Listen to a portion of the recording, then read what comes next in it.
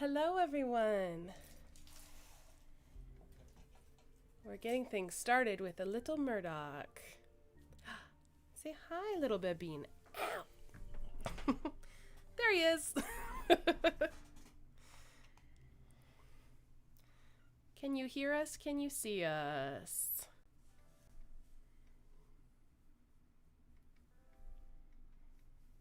Come here.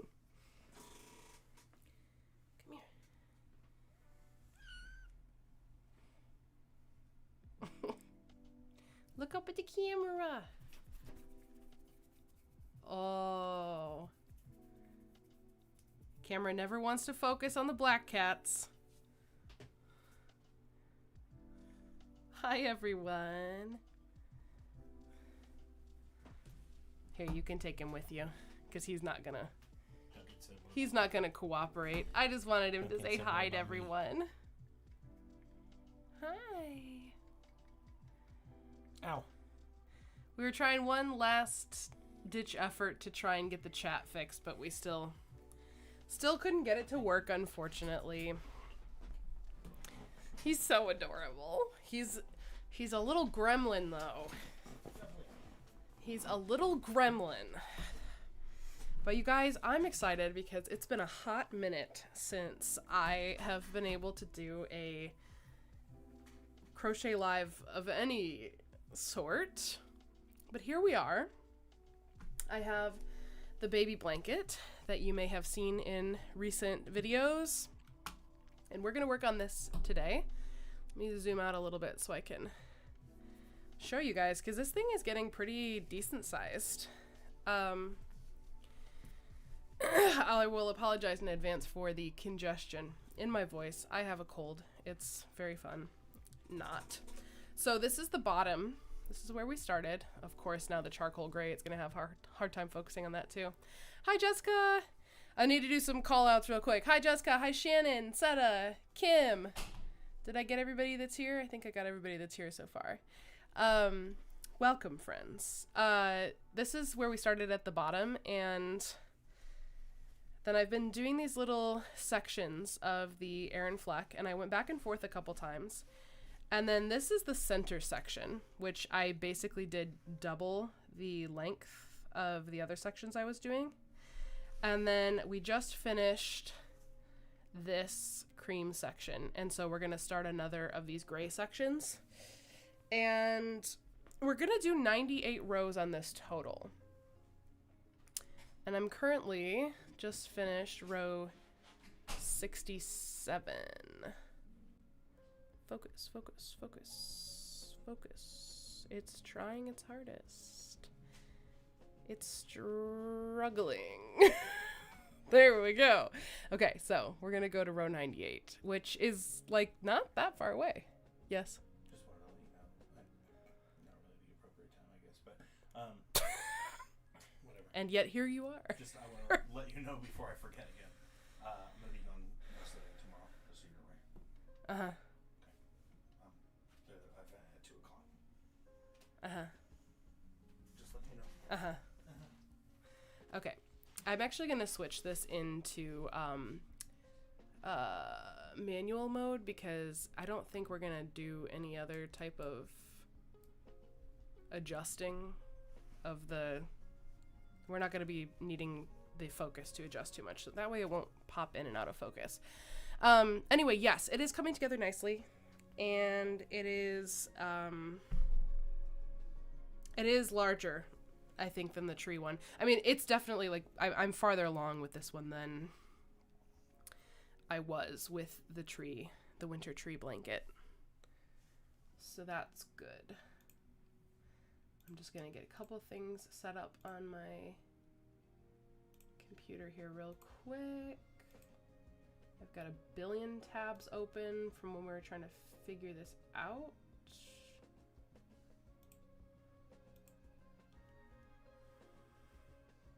Cool beans. Okay. We're all set. Let's get started. If you guys haven't seen this leaf hopper stitch before, it's pretty cool. It's not difficult. It's got like a little bit of something something to it, but it's not crazy. And I will show you guys how we do this stitch. Also, I need to order new row counter rings. This one is the little like brackets that hold it in place. This one has broken, and so this one doesn't stay latched in because it's like not, which is why I'm wearing it on a different finger than I normally do, because if I try and squeeze it onto this finger, it just breaks off. So I really need to order new row counter rings. Anyway, we are doing double crochets in the first 4 stitches. 2, 3, 4, and then this leaf hopper stitch is cool. So the way that it works is you're working down into the post from the double crochet before, so you're yarning over and going behind this one and pulling up a loop, and then you do the same thing again, yarn over, go through, pull up a loop, and then you pull through everything but the last one, and then you've got 2 loops on the hook, and then you skip the next one and go to the one after that and do the same thing. So you go into this post and do that twice, and then you go through the first, 4, and then yarn over again and go through the last 3, and that's basically it. A row counter pendant. Oh, that's a good idea, Kim. I like that. I like that. And then basically it's like 3 double crochets in between each of these leaf hopper stitches to kind of spread them out a little bit. And that's pretty much it. Once you get the hang of it, it's fairly simple. Fairly simple stitch, and it's fun.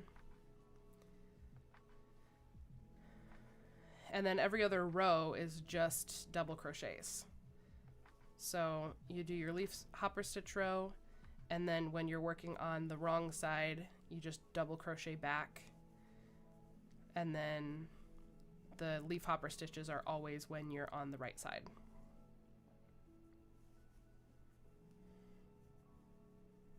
So the fact that it's every other row makes it go even a little bit faster.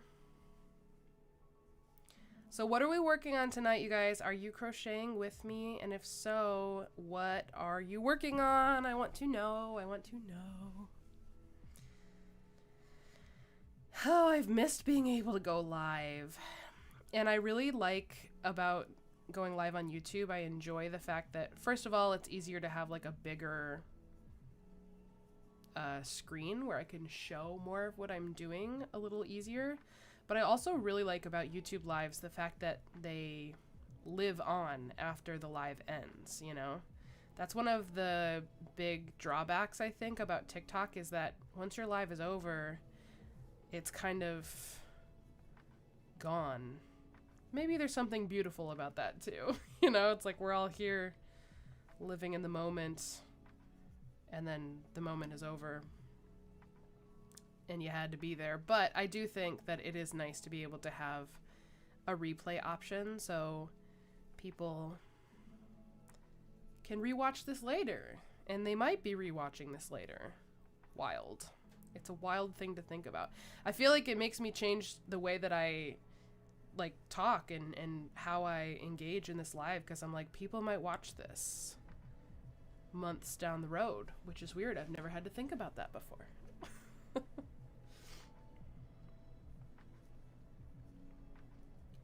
Working on my orange tonal hues blanket. That sounds lovely, Seta. I think I saw a little snippet of that blanket in one of your videos, but I haven't like seen the full thing yet. But that sounds really pretty.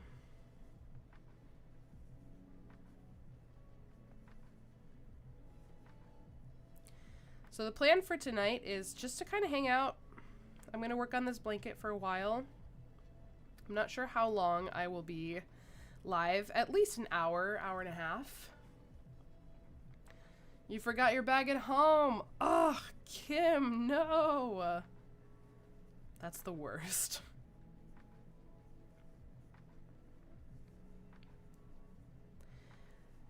I don't have any major plans for this live other than just chatting and crocheting and being excited that we've already surpassed 500 subscribers. Originally, I was just thinking, man, wouldn't it be great if I could just get to 500 subscribers by the end of the year? And now here it is, and it's September, and we've already not only hit 500, but we have surpassed 500. And that's really very exciting. I am very, very close to, like, kind of the two big goals in my mind right now are the two different levels of monetizing your YouTube channel. And the first level is 500 subscribers and also 3,000 watch hours. So, you know, people have to have watched your videos for 3,000 hours worth of viewing, which is a lot of hours. But surprisingly, my last two videos have actually done really well, and I'm already at like 2,100 hours, which is wild. Thank you guys. I should be market prepping, but my brain went, let's strip the walls of the wallpaper. It do be like that sometimes, Shannon. That's funny. Oh, Duncan's here. Hi, Miss Dunk. Hi, baby. You want to come up here? Miss girl. She came and sat on my chair and was just nudging all over me right before I went live. Yeah, so we're very nearly at the requirements for that first level. I have another video premiering tomorrow. So today was a double upload week, which will not happen all the time, at least like not quite yet, while I'm still kind of finding my footing with editing and recording and, you know, just kind of figuring it all out. But I did manage to get 2 videos done. The one tomorrow is not quite as long as my videos have been. I've been trying to make sure that they're all at least an hour, because that seems to be the sweet spot. That seems to be what people enjoy. Tomorrow's is somewhere around 45 minutes. So still a longer video, but not quite as long as the ones that I've been doing. But that's exciting that I have another one going up tomorrow, and that'll be tomorrow morning at 10 a.m. Eastern Standard is when that will go up and premiere. So I feel like if that video does anywhere near the past 2 videos, we're gonna be at 3,000 hours pretty quickly, which is really crazy. And what's even crazier is that the second level for monetization, which is like the full, you're like a YouTube partner, you can make money off of the ad revenue, and, you know, basically like fully unlock the whole thing. You have to have 1,000 subscribers and 4,000 watch hours for that. And I realized today when I was looking over all of my analytics and everything that I'm over the halfway point for both of those things, because I have more than 500 subscribers now and I have more than 2,000 watch hours. So I'm like already over the halfway point to that, and that was a really exciting realization to me, because I don't know, I've been so focused on like the first tier of this whole thing that I didn't even really realize that I'm already over halfway to the second tier, which is the ultimate goal. So lots of exciting things, and I don't want to go on and on about it, but I am very excited about it, so I wanted to share it with you guys, and obviously you are helping me get there, so I want to say thank you. I'm so very grateful for everybody watching and liking and commenting and like doing all the things that really help, because it really is making a big difference, and it's very exciting. So that's all. Last time I peeled wallpaper was, I think, when we redid our guest room. When we very first moved in, it had pheasant wallpaper. It was very like hunting lodge-esque. And it was, I also enjoyed it. It depends on how well the wallpaper was attached and what method they used, right? Because if it's like coming off in these teeny tiny shreds, that's really annoying. But if you can get like decent sized chunks, that is a very satisfying feeling when you get to peel off a whole big panel of wallpaper all at once. You know what else I find satisfying in that same realm is using a heat gun to strip paint off of wood.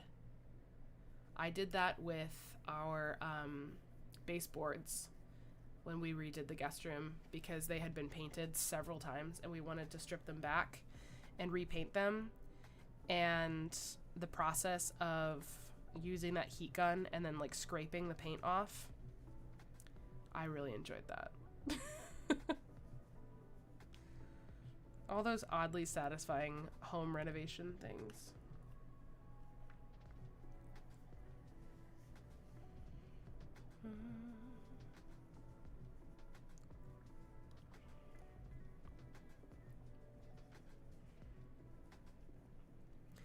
Don't know how many rows we will get to accomplish in this live tonight. It would be amazing if I could finish the next section of the charcoal gray. I kind of told myself that I wasn't going to really do any other crochet projects until I finish this one. Because I really want... This project has been going on for a while, and I really want to just finish it. And I'm not going to lie, I thought I was going to have mentally a little harder time with that. Like, I thought I was really going to want to work on something else and not just work on this blanket. But I've only been working on this blanket, like, pretty much this whole week. And I've actually really been enjoying working on just this blanket. Like, I've really gotten honed in on this one. 4 layers of wallpaper. It's my grandparents' old house and they just kept putting more up. Oh my goodness. So you have 4 layers of satisfaction, Shannon. That's a lot. Holy smokes.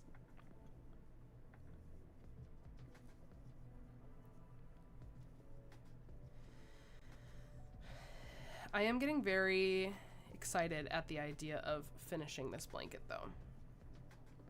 This will be a satisfying one to check off the list. And then once I finish this blanket,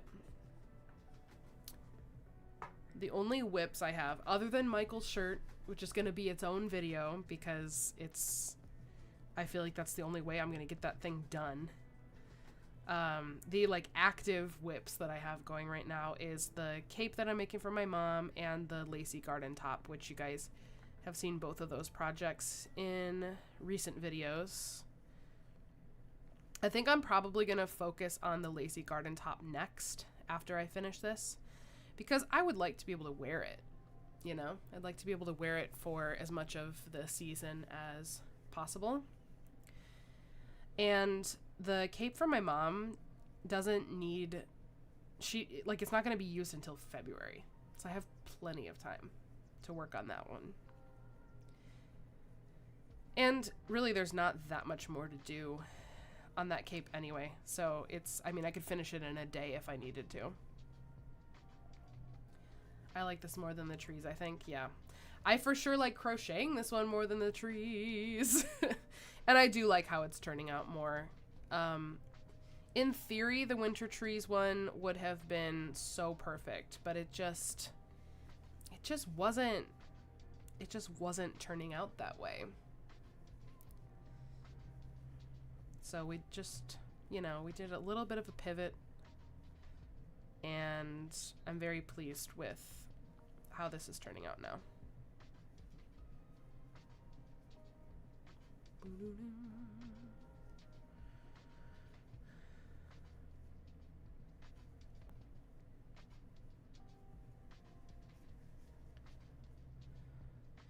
If you are watching and you haven't sounded off in the chat yet, make sure you say hi so I can say hi to you and thank you for joining me.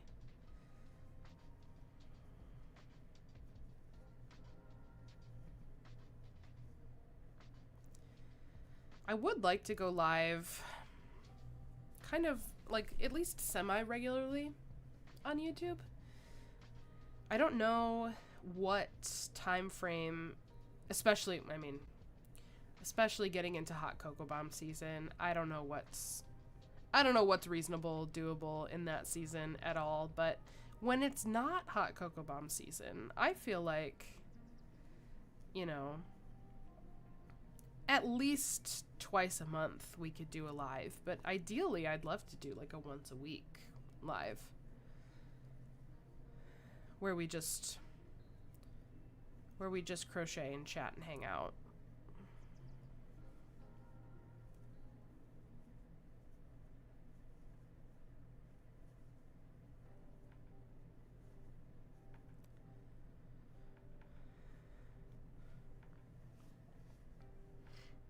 Did Duncan go up in her window? Yep. You guys can see she's up in her window here.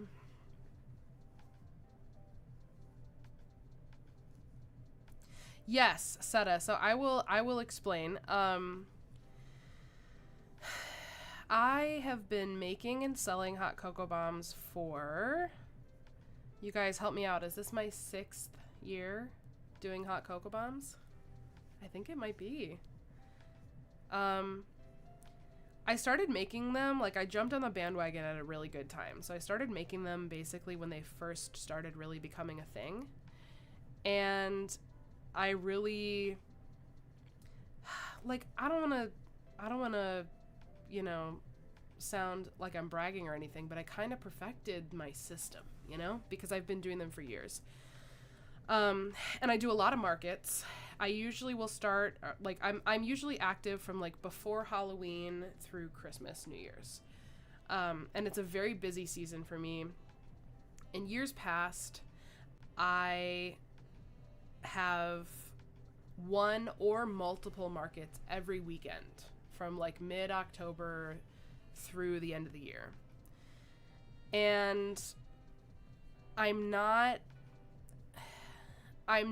jam-packing my calendar full of events this season because of my subscription boxes, and I just know that if I were to try and do all of the events that I could possibly find and also the subscription boxes, that I would just be a pile of ashes by Christmas.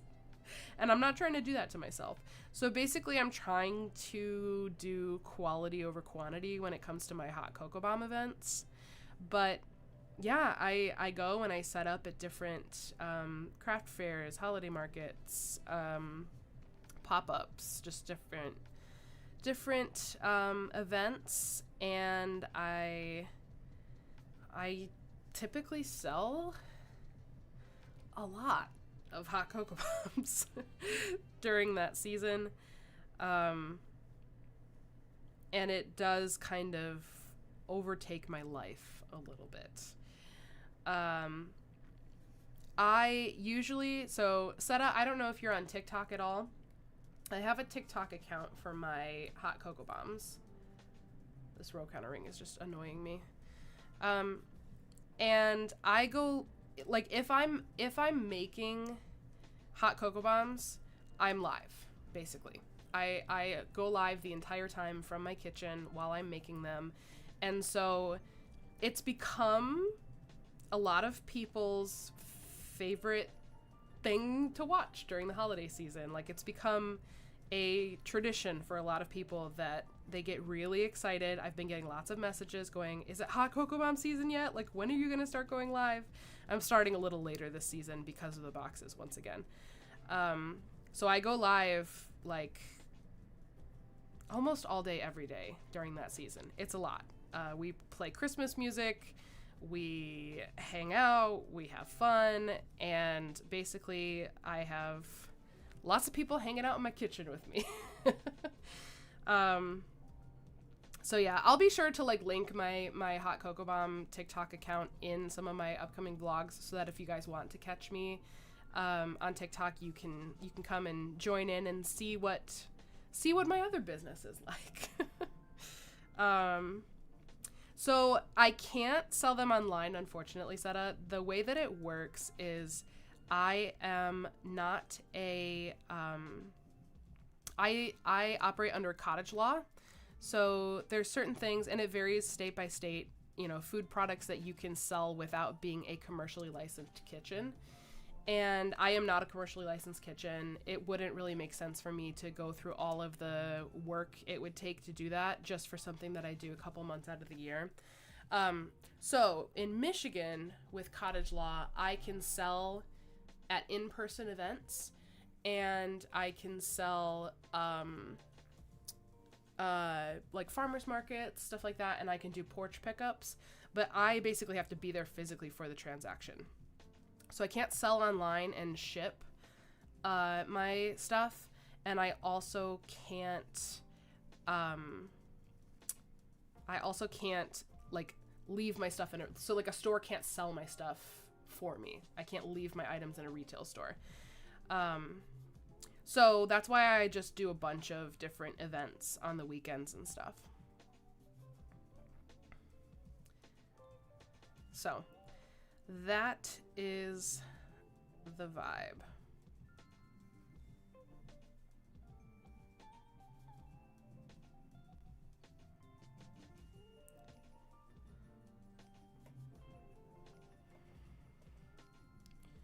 We are almost all the way through this row. Next row, we'll go a little bit quicker because it's just double crochets. Okay, there's our first row of the evening. Yay! And that was row 68, which means we have 30 rows to go.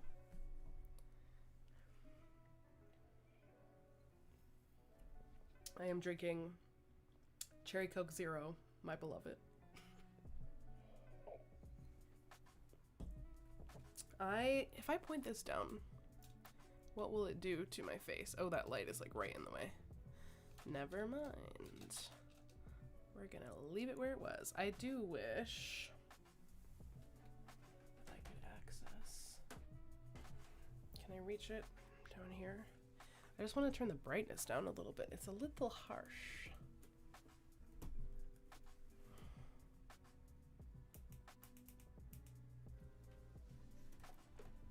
It's a little less harsh. There we go. Okay.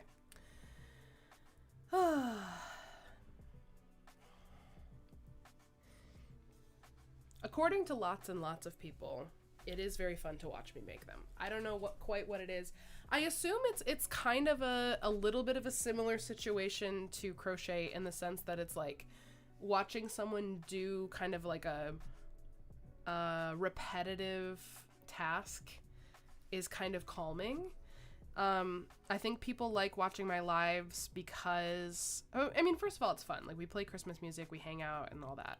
But also there's a system to it. There's a method to it. And so you know what to expect when you tune in. Like, you know that it's going to be like a comforting repetition of tasks. And it's funny because there's definitely different people prefer different days. So there's some people who really like to watch the like hot cocoa bomb shells being made. We'll usually spend most of the days making all of the shells. And then, the second to last day of the week, we will fill and seal and decorate them. Like the last couple days we'll do all of the filling and decorating. And that's usually the part that the majority of people get really excited about, is they want to watch them being decorated. The decoration is usually the favorite part. So we have entire days we dedicate to melting the chocolate, pouring it in the hot cocoa bomb molds, popping them out of the molds, and then they get set out on a tray to dry, and they usually dry overnight. And then the next day we fill the halves with hot cocoa mix and marshmallows, and then we seal them up. And then once they're sealed, they get decorated, and they get decorated differently depending on what flavor they are. Some of them just get a little drizzle of chocolate and some sprinkles. I have like a salted caramel hot chocolate where it gets coarse sea salt and little toffee bits on top. I have cookies and cream ones that get a little cookie crumble on top. So it just depends on like what the flavor is. And then after they are decorated and get to dry for a couple of minutes, that's when we will actually package them in the little individual bags that they go in. And then they get heat sealed. And it's just fun. It's very fun.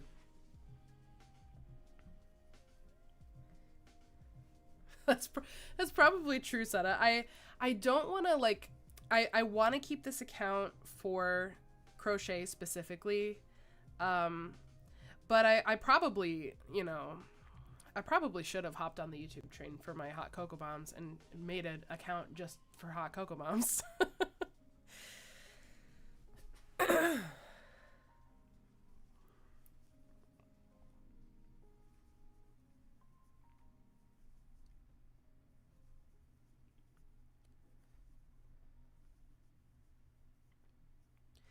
And I do make other things other than just the hot cocoa bombs. Hot cocoa bombs are definitely the bulk of what I do. It's by far what I sell the most of, and it is kind of the main attraction for my business. But I also make homemade marshmallows. I started making those, from the very beginning, the very first year I started making hot cocoa bombs, I also started making my own marshmallows. So not the marshmallows that go inside the bombs. Those I just use regular mini marshmallows because that would be an insane amount of work for the amount of bombs that I make. But I make marshmallow toppers. So they're like big, flat, wide marshmallows that float on top of your drink. And they're very aesthetic. Like they're super cute for a picture or whatever. So I make Michigan shaped ones because I'm in Michigan, and I put a little candy heart over the Detroit area since that's where I am. And those are really popular. The Michigan marshmallows are really popular. And then depending on the season, I make different shaped ones. So at Christmas time, I do a snowflake shaped marshmallow, a big snowflake. And in the fall, I make leaf and pumpkin marshmallows, and I usually will color them orange.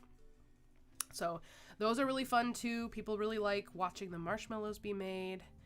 I also make chocolate espresso spoons.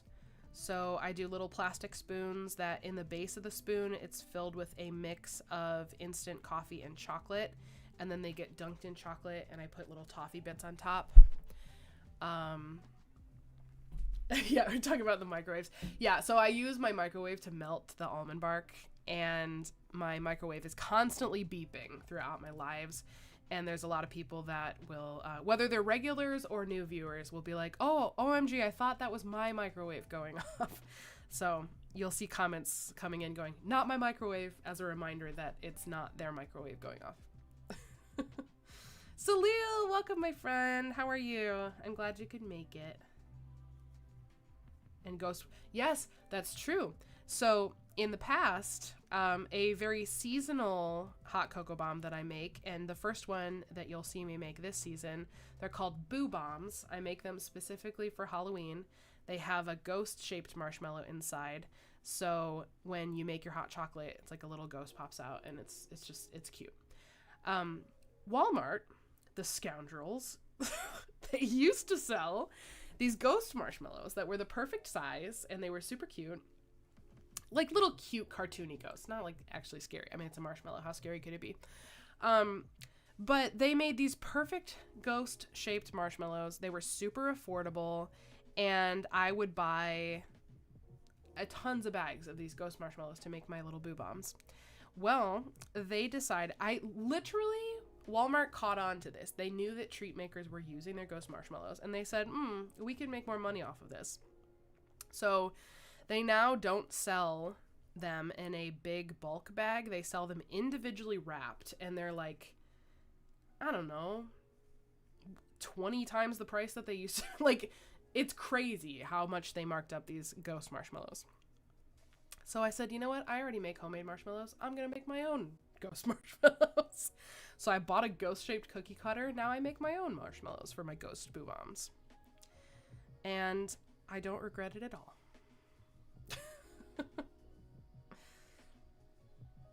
Hello, welcome Daniel. I am working on a baby blanket right now. Doing good, so happy you're live. How are you doing? I'm doing well. I'm very excited to be live. It's been a minute since I've been able to do a crochet live. So I'm feeling very happy that I'm able to be live.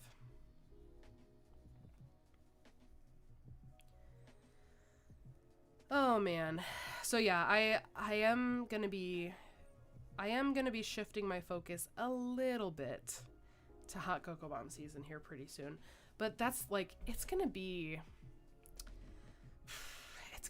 interesting this year because I can't afford to fully, like in years past, I would just kind of really put my crochet business on the back burner and I would just quickly do custom orders as they came in and then get back to the hot cocoa bombs. But I can't do that this year. I have subscription boxes and I'm so grateful that I have subscription boxes.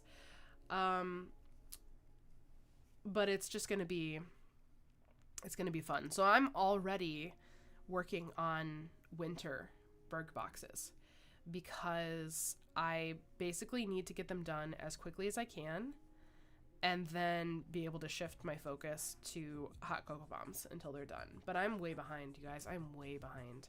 I haven't even really started on hot cocoa bomb season. I got to get all my stuff together. I got to order supplies.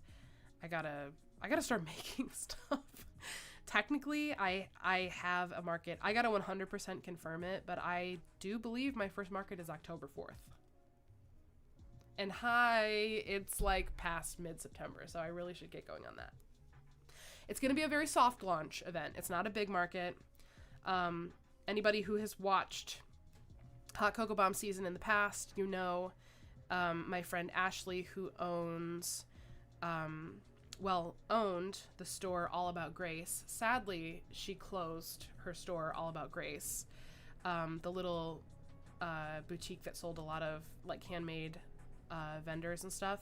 However, she also owns a flower shop that's like across the street from where her store used to be, and she still owns the flower shop, and she still is hosting pop-ups from her flower shop rather than the boutique All About Grace that she used to have. So she let me know that she's doing one October 4th that I could come and participate in. And I am going to do it because she told me I could be inside. Because I told her, I said, October 4th is still a little early for me to be outside. You know, just depending on the day, my stuff may melt if I'm in the heat. And she told me I could be inside. So I got to confirm with her that that's still the case and that we're still good to do that. But as long as we're still good to do that, I will be doing a little pop-up at her flower shop. And I don't expect it to be a big, huge event. So it's not like I need to have a ton of inventory ready to go. But I would at least like to have a good stash of boo bombs and, you know, some of my other stuff too. You're making a crochet blanket with a double crochet stitch. Very nice. I'm also doing a double crochet stitch on a blanket at the moment. Mine has other stuff, but this row in particular is double crochet, so that's fun. Ooh. I'm yapping, you guys. I'm just yapping.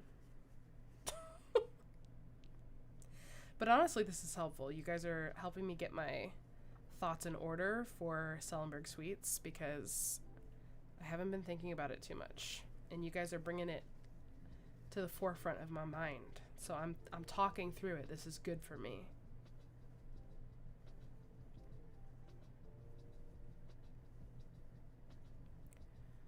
Duncan. Yep, she's still up there. She's still cozy.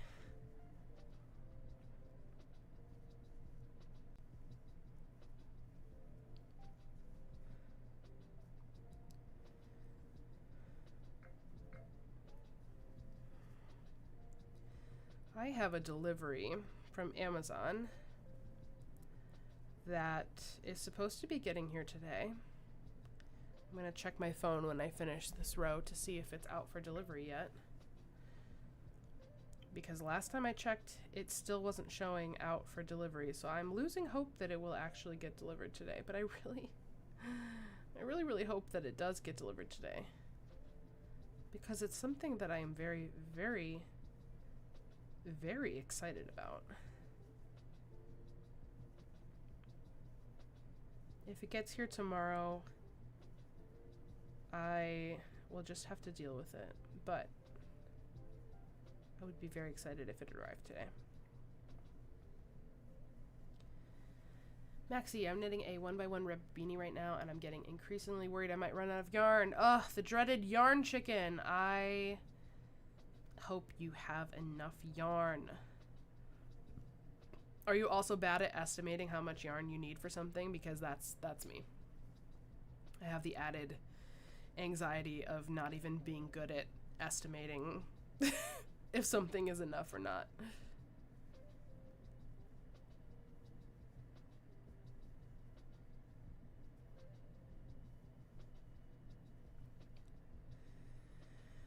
Oh, you guys, it's Friday.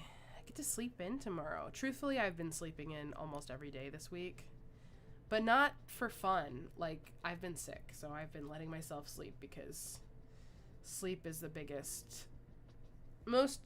most helpful thing to me personally when I'm sick. Obviously, it's good in general, but I find it makes a big difference for me if I can get some good sleep versus if I don't.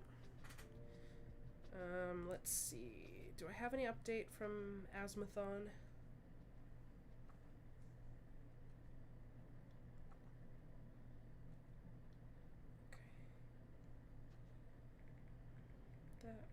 Sorry, I gotta respond to a message real quick.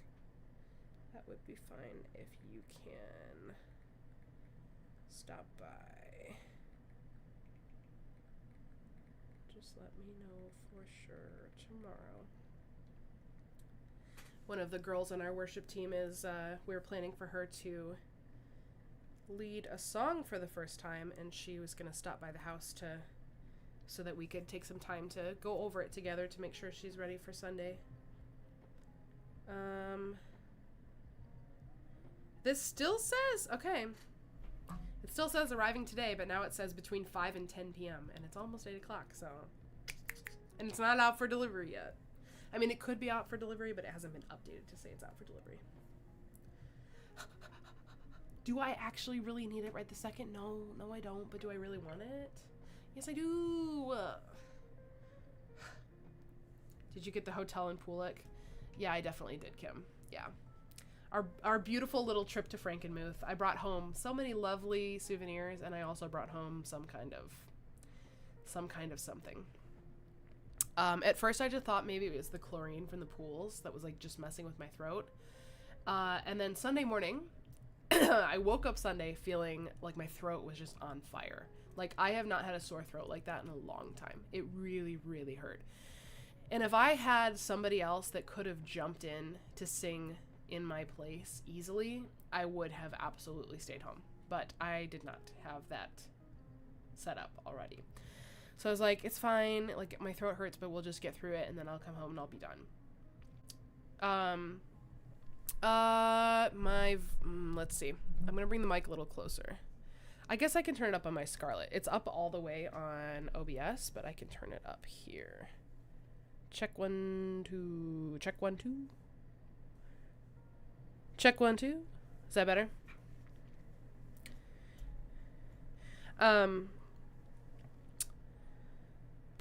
What was I saying? Oh yeah, Sunday morning. So we get through practice. I was struggling during practice. Like, I just was not feeling good. But still, it was basically just a sore throat. And it was just like I could sing. It wasn't an issue of like where you can't get the notes out because of a cold. It just hurt. It just was painful. And I was like, it's fine. It was not indeed fine. When we started our like pre-gathering prayer, instantly I felt feverish. Like, all of the symptoms just hit me like a ton of bricks. I had like chills. I was achy. I felt extremely fatigued, and I was like, oh no, this is not okay. And I ended up going home as soon as worship was over, and I had Michael lead the closing song for me because I just, like, I could not hang. So ever since then, I've just been trying to recover. Fall boxes have shipped out. So I believe, and Seta, yours was in that first batch. So you would have, you should have gotten an email with your shipping information. So if you don't see an email with your shipping, like with your tracking info, let me know and I will look into it for you. But you should have an email with all the tracking info.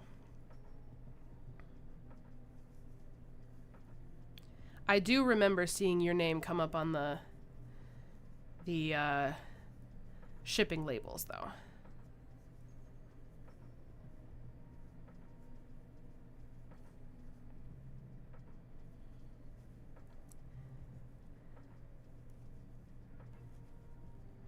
I'm pretty sure. Pretty sure I remembered seeing your name come across. So this is our second leaf hopper stitch row of the evening.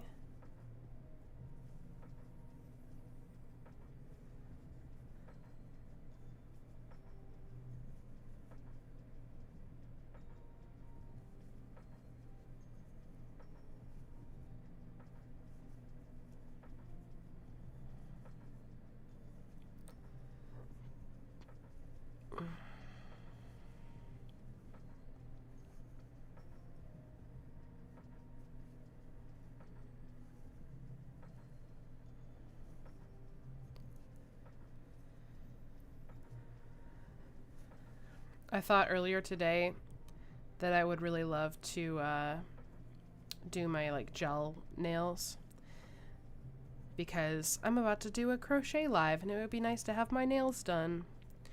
But since I'm about to start making hot cocoa bombs, I don't really want to have my nails done for that. So I decided not to.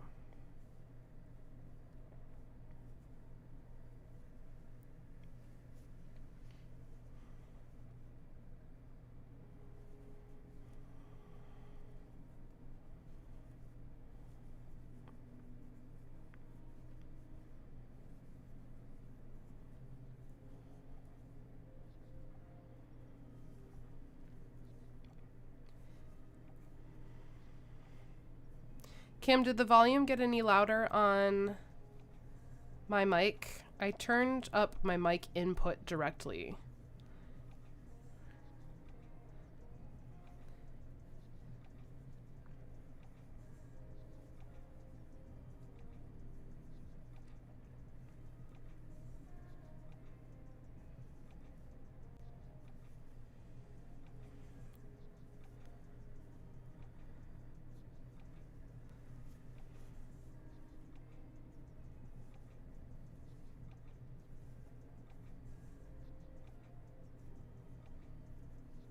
I'm louder. Okay.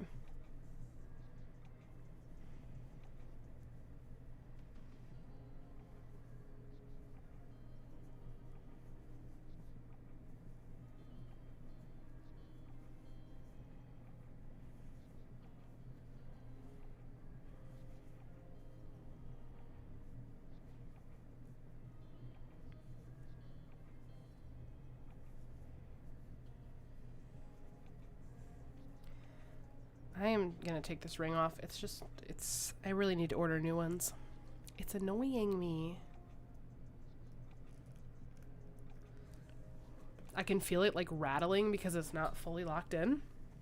It's super annoying. Oh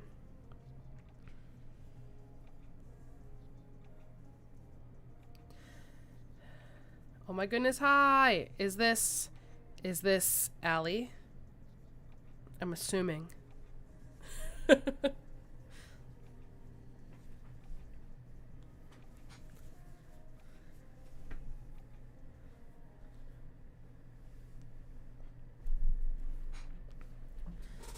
Oh goodness.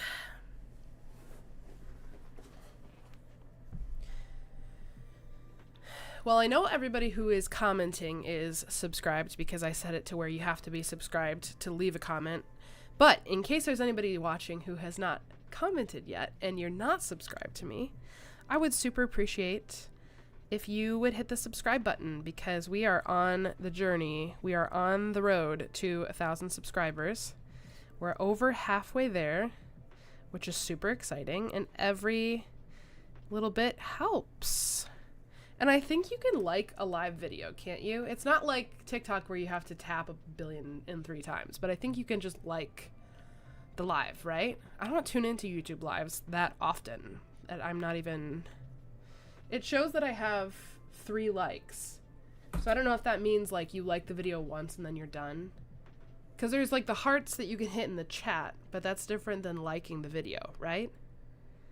I don't know. Hit all the buttons, you know? Just hit all the buttons. I didn't get how to change my name. That's all right. We know who you are now. I feel like I can tell from how people type who's who if I know you well enough.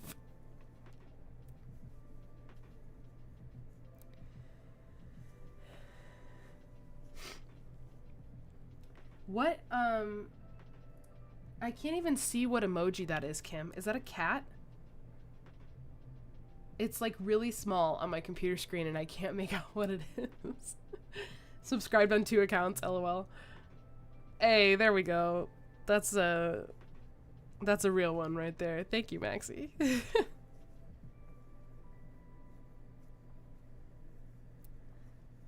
Okay, now it says I have 5 likes, so thank you. Oh my gosh, Allie, I was so relieved this morning when I saw that you found him. It's wonky time though. I like that better. I like that better. It's wonky time. You guys, for anybody who doesn't know, Allie has a donkey named Balaam who like didn't I kind of name him, Allie? I think I was the one who suggested Balaam as a name.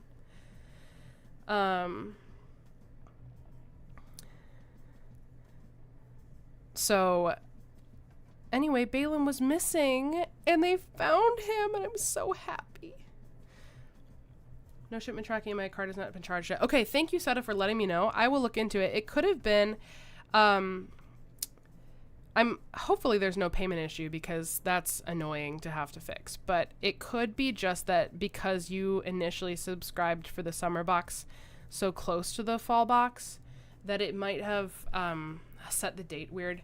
There's certain, even though I run my subscription boxes every 3 months, internally the app that I use to do my subscriptions, if you subscribe so close to the next one, it will automatically bump you to the next month instead, which is not, so I can go in and manually fix it, but it's possible that I could have missed yours and I did it and it's set to charge, but I can fix it. I can fix it to charge like tomorrow so that you get yours very soon.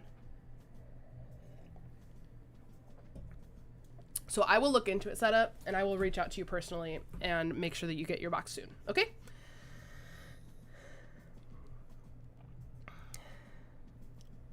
I will actually look into that as soon as we wrap up this live. Here's our prodigal donkey. Yeah, I feel like we've been involved in Balaam's life right from the beginning of you finding him, at least.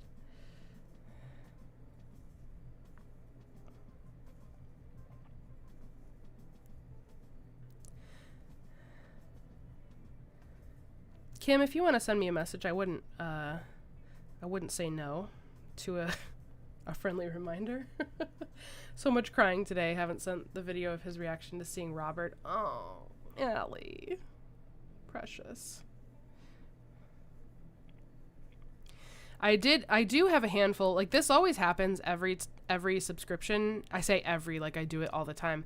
Each time I've had the, like, renewals, there's always a handful of people that, whether it's like the card they had on file expired or their bank just had some kind of issue or like whatever the case, there's always a handful of people that their card just doesn't, like, there's some kind of issue and the charge doesn't go through, so the order isn't created. So, but if that were the case, you should have gotten an email saying, like, hey, we tried to charge, to, like, create the order, but your, like, the payment didn't go through. So if you didn't get an email like that, then it most likely just means the date needs to be adjusted.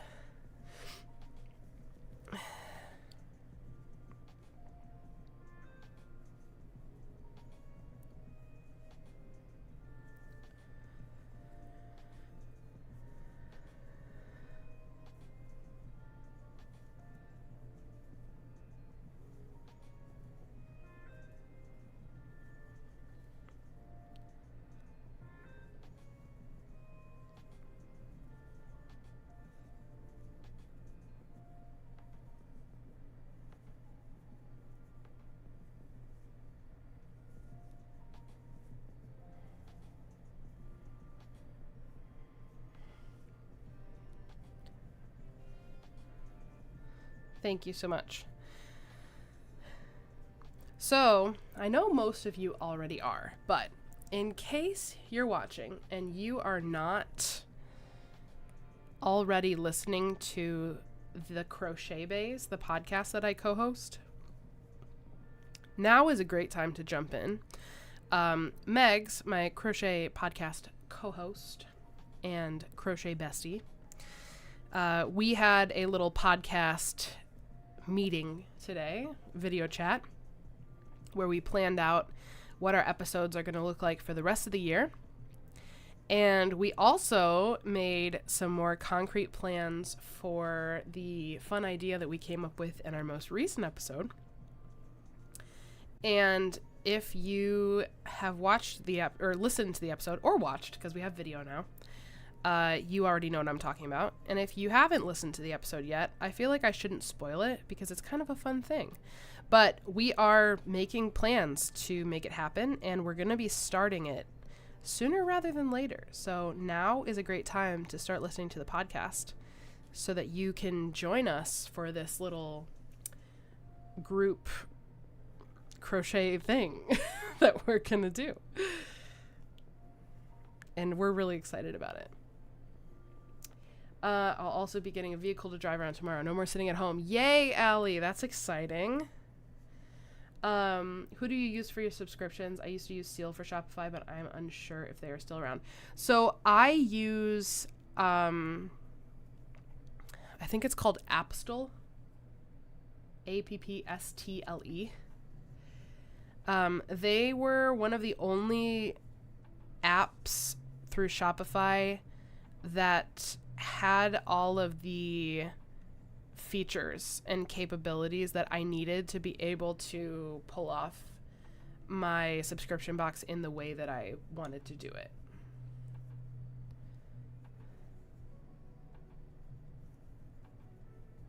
Okay, Seta. Yeah, it's probably just the date issue, so I will look into that tonight.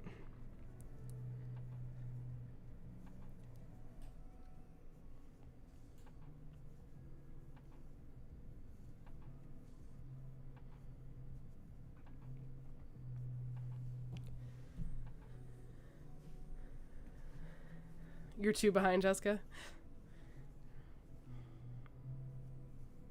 You got time. You got time.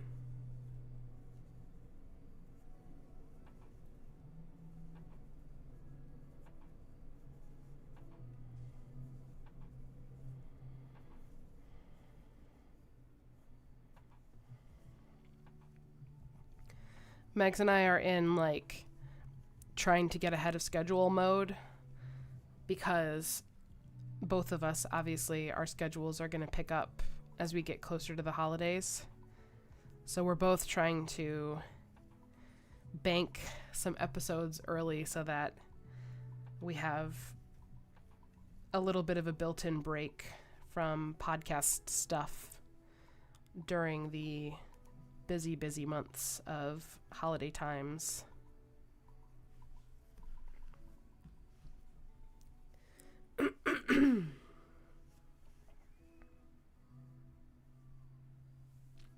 How we doing up there, Miss Dunk?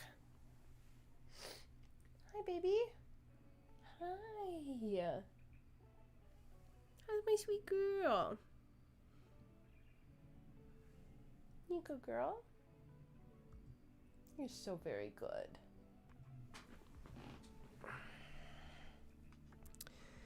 Where am I?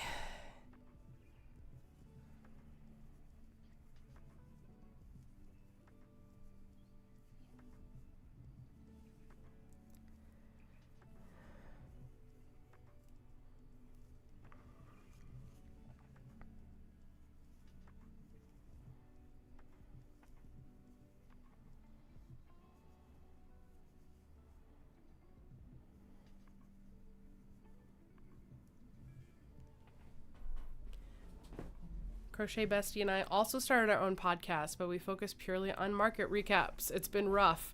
Oh no! Like markets have been rough, or the podcast, or like recording has, like what's been rough? But also go you! That's awesome!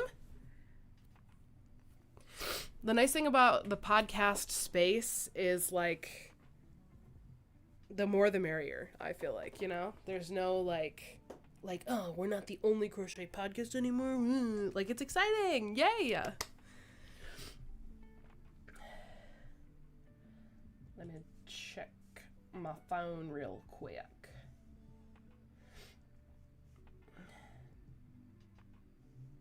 Okay, still no Amazon update. Come on, Amazon, come through with my one-day delivery. The Crafty Jersey, hey, welcome, welcome. What did you miss? Well,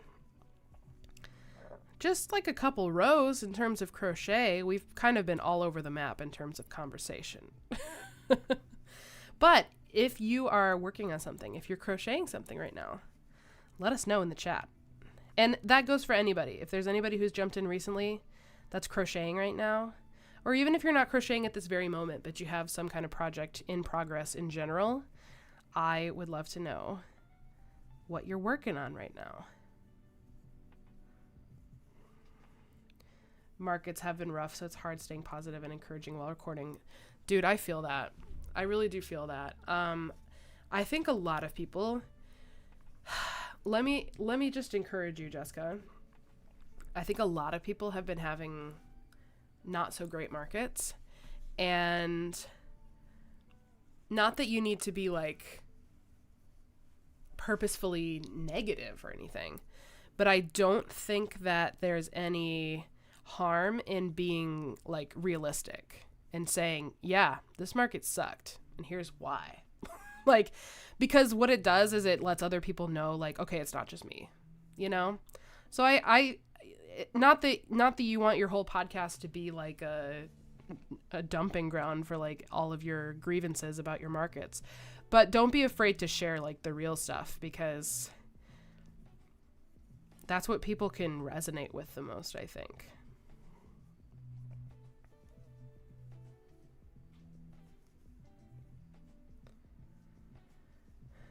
Just getting ready for a market tomorrow. And I just finished a life-size human doll. Holy cow, that's a big project. I hope your market goes awesome.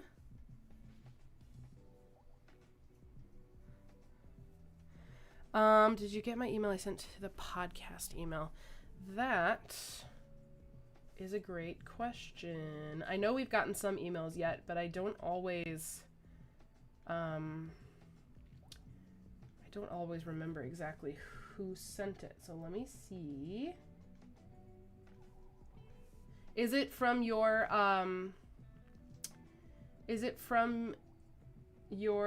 like name, or is it like the username you have here?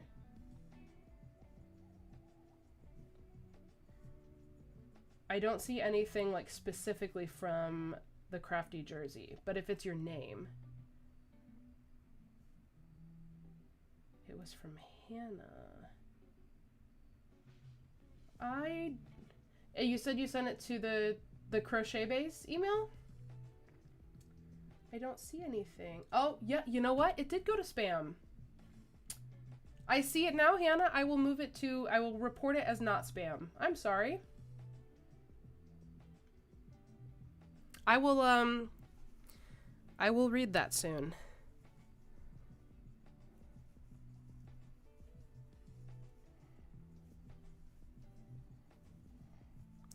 I got it now.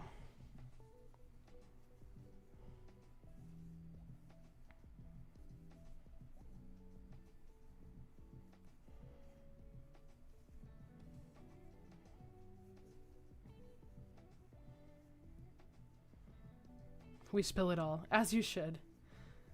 Have a star blanket on the go for a new baby boy. Yay. Been wanting to try the star blanket. I feel like I have to do the star blanket too, don't I? Like, it's kind of one of those patterns that you have to do. It's like a rite of passage. I have not made a star blanket ever. They are beautiful too. So I know I would enjoy it. Just haven't gotten around to it yet. Hello, hello, Maria. Welcome. Great for stash busting. Yeah, for sure.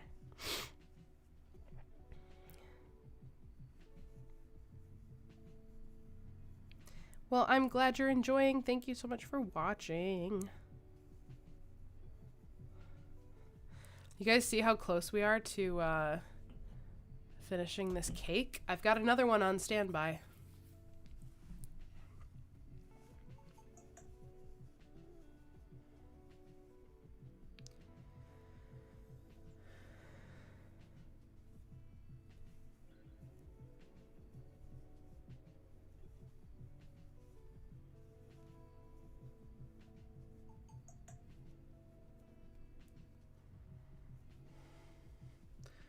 What is this? This is my life. Oops. This is my life group.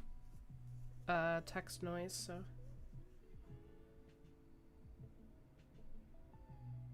Oh, okay. Kind of got to give it a try at least. I mean, Kim, let's be real. If I start a 6-day star blanket, I'm gonna finish it. I'm not just gonna start a star blanket and then not finish it. How do you keep track of the yarn that you have caked? Like how do I keep track of what's, like, what kind of yarn it is or what's what? Is that, I want to make sure I'm answering the right question.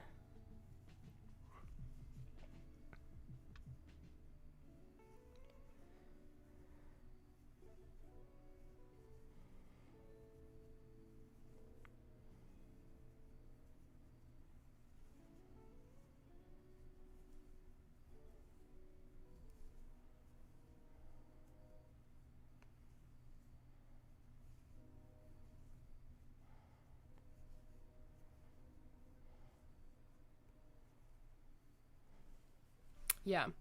So this answer may bother some people because the short answer is I don't. I don't like 100% keep a log or keep the papers anywhere. I just kind of hope for the best. Like, some of this yarn, like this charcoal yarn, I've had for a long time, and I know exactly what it is because when I was buying yarn like years ago, when I was intending to have my business be making finished crochet products, I kind of had this like color palette of the same yarns that I would use for multiple projects, and this is one of them. And I'm still using it because I bulk bought a ton of it. And so I know exactly what yarn this is because it was part of my like brand color palette. Other stuff, I just like, I don't have a humongous stash. What's on my yarn wall is the majority of my yarn. And either it's one-off stuff that I don't plan on buying again, so I don't really care too much about knowing exactly what it is, or it's stuff that I buy regularly enough that I just know by looking at it what it is. But also the advantage of having a pretty active social media account for my crochet is that there's usually some sort of documentation of my yarn, and I can, if I really am like, oh, I need to know exactly what this is and I can't remember, I can usually find it on my page somewhere if I just scroll a little bit. Gotta go. Have a great evening. Bye, everyone. Bye, Shannon.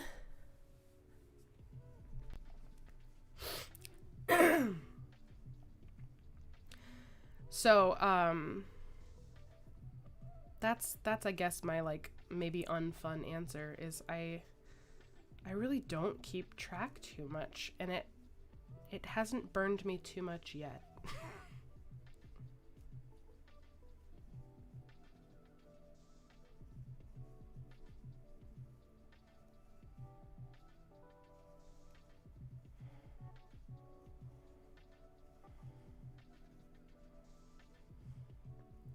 I am hot. I need to turn up my air conditioning.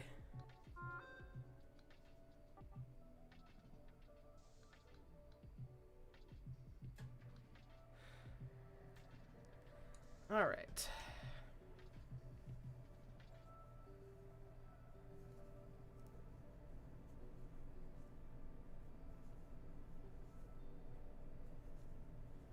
Still no update from Amazon. Come on.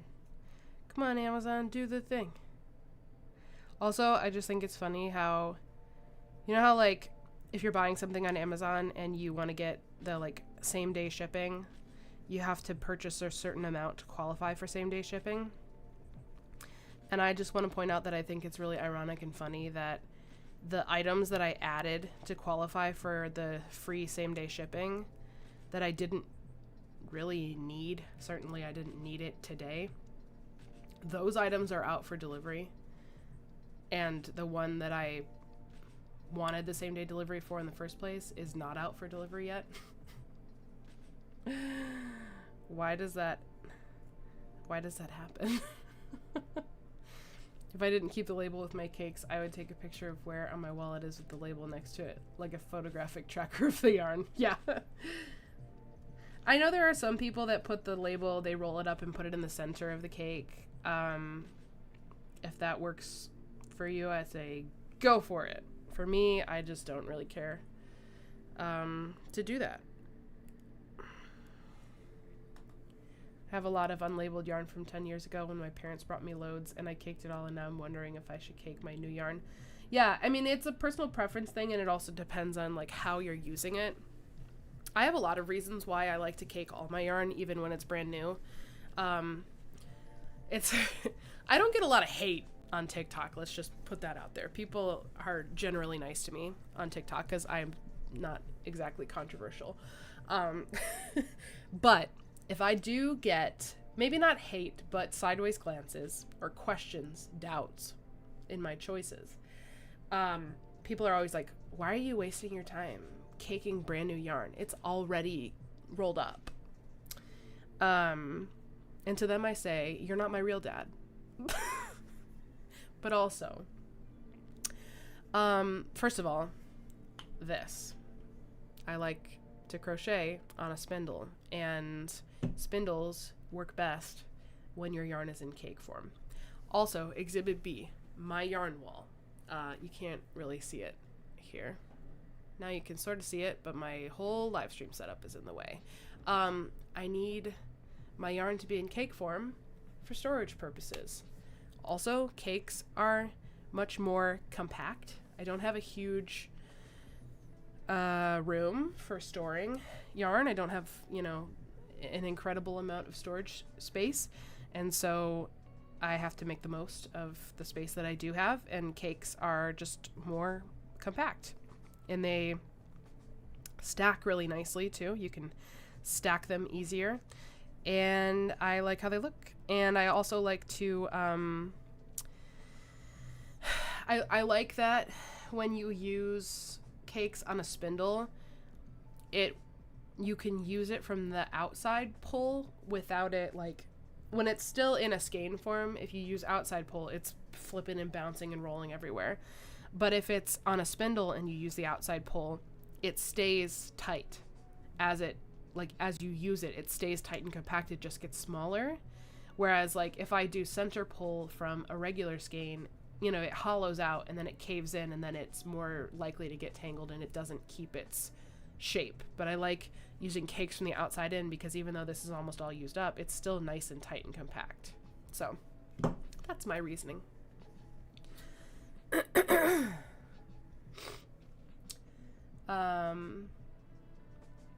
a very small piece and put it with a label on a ring or something. True. Always pick dog treats or cat treats. Yes. We picked something kind of cat adjacent. We got some more of those like little flexible can cover things to put over their wet food cans because we only have 2 and we're always like needing more. So I'm like, why don't we just buy some more? You ever do that? Where you like have, 1 or 2 of something that you use all the time and your life is always like looking for that one thing. And then eventually you go, they're not expensive. Why don't I just buy more of them? I've done that lately with chip clips. I finally went out and bought a bunch of chip clips and I was like, why didn't I do this ages ago? I'm always like fighting over, I need another chip clip, but the 3 that we have are already being used. Like, why don't I just buy more of them? Anyway. Yeah, the can covers are what's going to get delivered today and not the thing that I actually really wanted to have here today.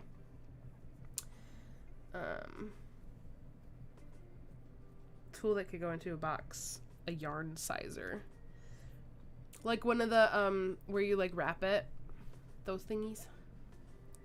Run my business out of my bedroom, so cakes definitely save a lot of space and stack nicely. Yes, precisely.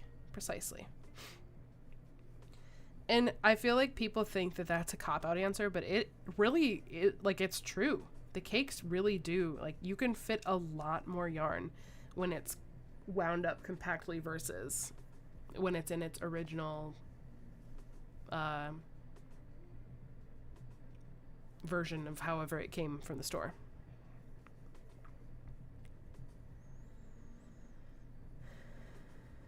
Five cats, so we never have wet food cans to cover.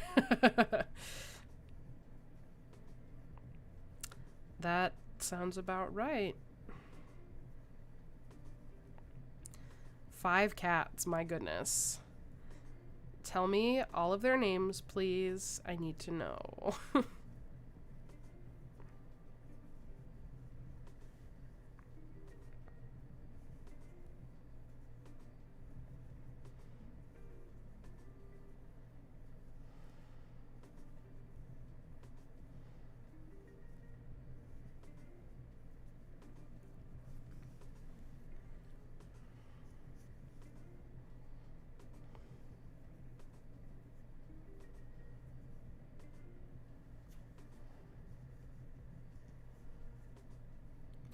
New rule that yarn should already come caked from the factory. Even like the cakes that are, even the yarn that you already buy in cake form, like the Karen cakes, sometimes I'll even rewind those depending on how loose they are, because it's already in cake form, but like sometimes they're just really loose and they don't sit on my spindle nice.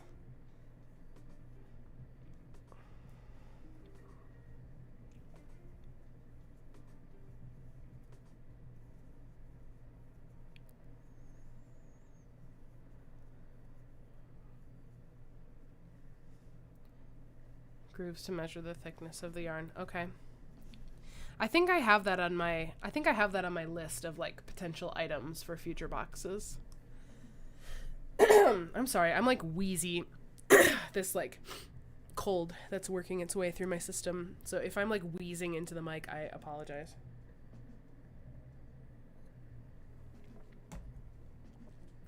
Okay, Seta, thank you so much for joining me with this live. I will see you tomorrow. Enjoy the rest of your evening. Okay. Oh, kitty names. Cookie, Biscuit, Peach, Pepper, and Pumpkin. Oh. And Pumpkin's, it's a polydactyl pumpkin. A polydactyl pumpkin. Peach is at max 3 pounds. She was a stray and got antibiotics and her size is stunted. Oh my goodness. I love all of them.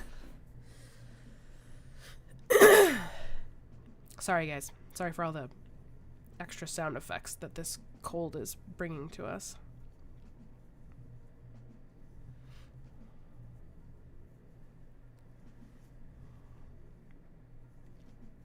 Oh, guess what else, you guys?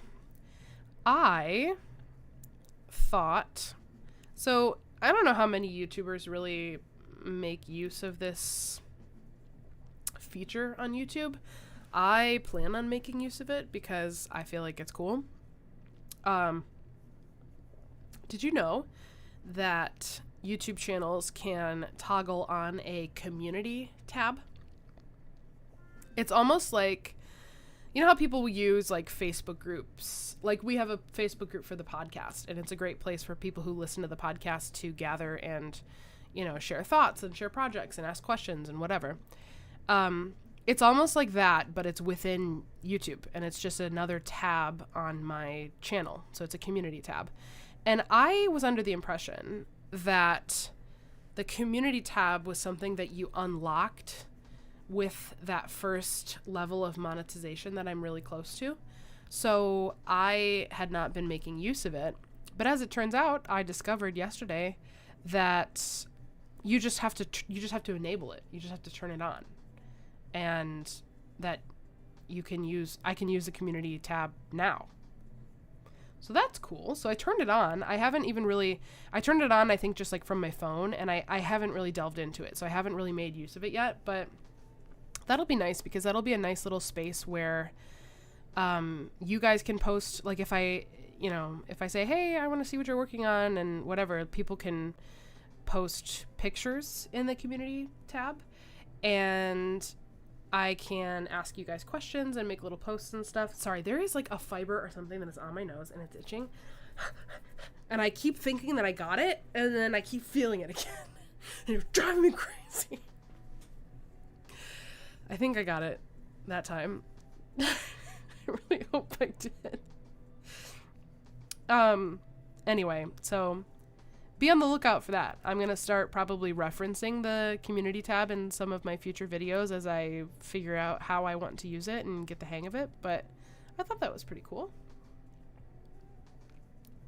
I love that YouTube function. I just found it now too.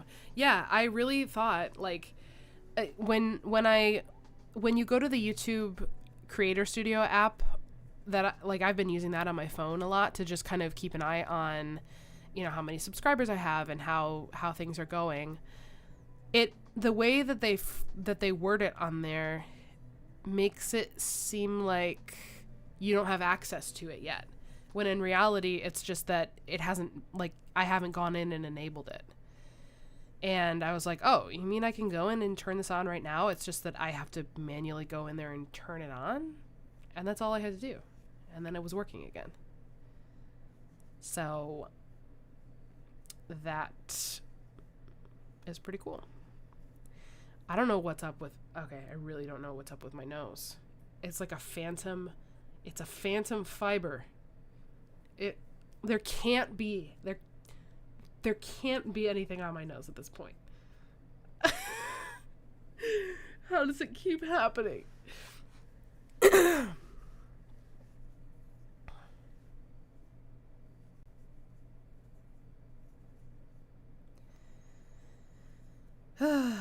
It's 8:30 right now, which means I've been live for about an hour and a half.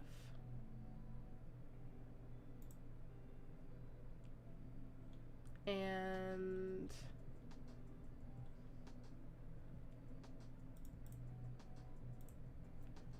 I probably am gonna go when I finish this row.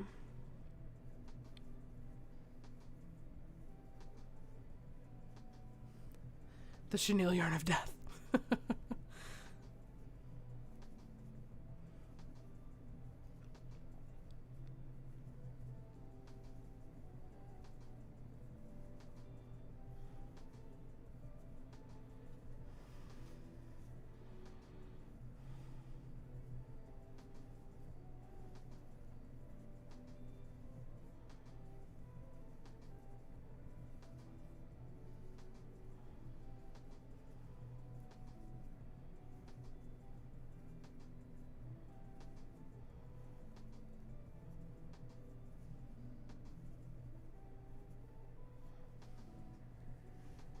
Tried to make Ami, but that stuff almost killed me.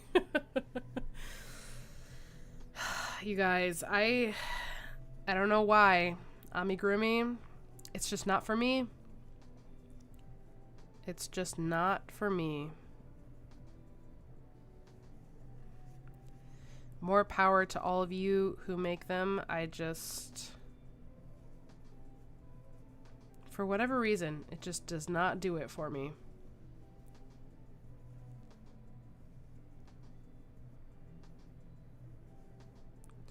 Aw, that's alright, Amy, but thank you so much. Very exciting.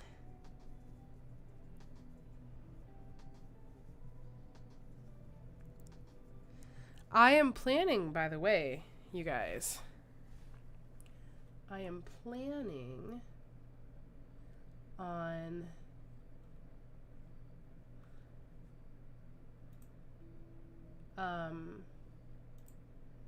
doing a giveaway when I get to 1,000, because 1,000 is a big milestone. I don't know exactly what I'm going to give away, but we can all look forward to that.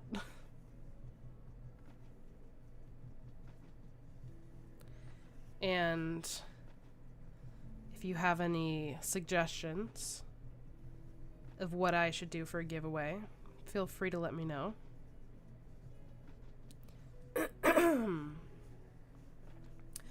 Aw, Nancy, thank you so much. I am glad that you're enjoying it, and glad that you jumped in and said hi. Desperately need to be prepping amigurumi for my next show, but all I want to do is selfish blankets and sweaters. But doesn't a selfish sweater just feel a little more cozy?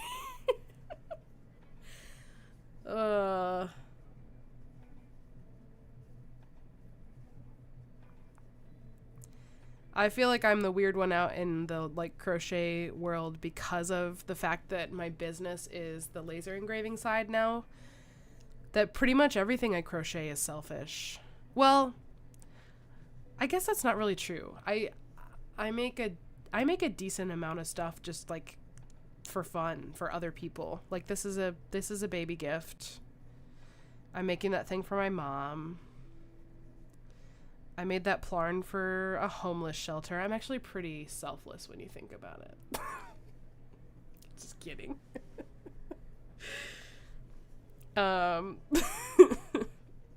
But the lacy garden top is for myself. That's the only thing I'm working on right now that's for myself.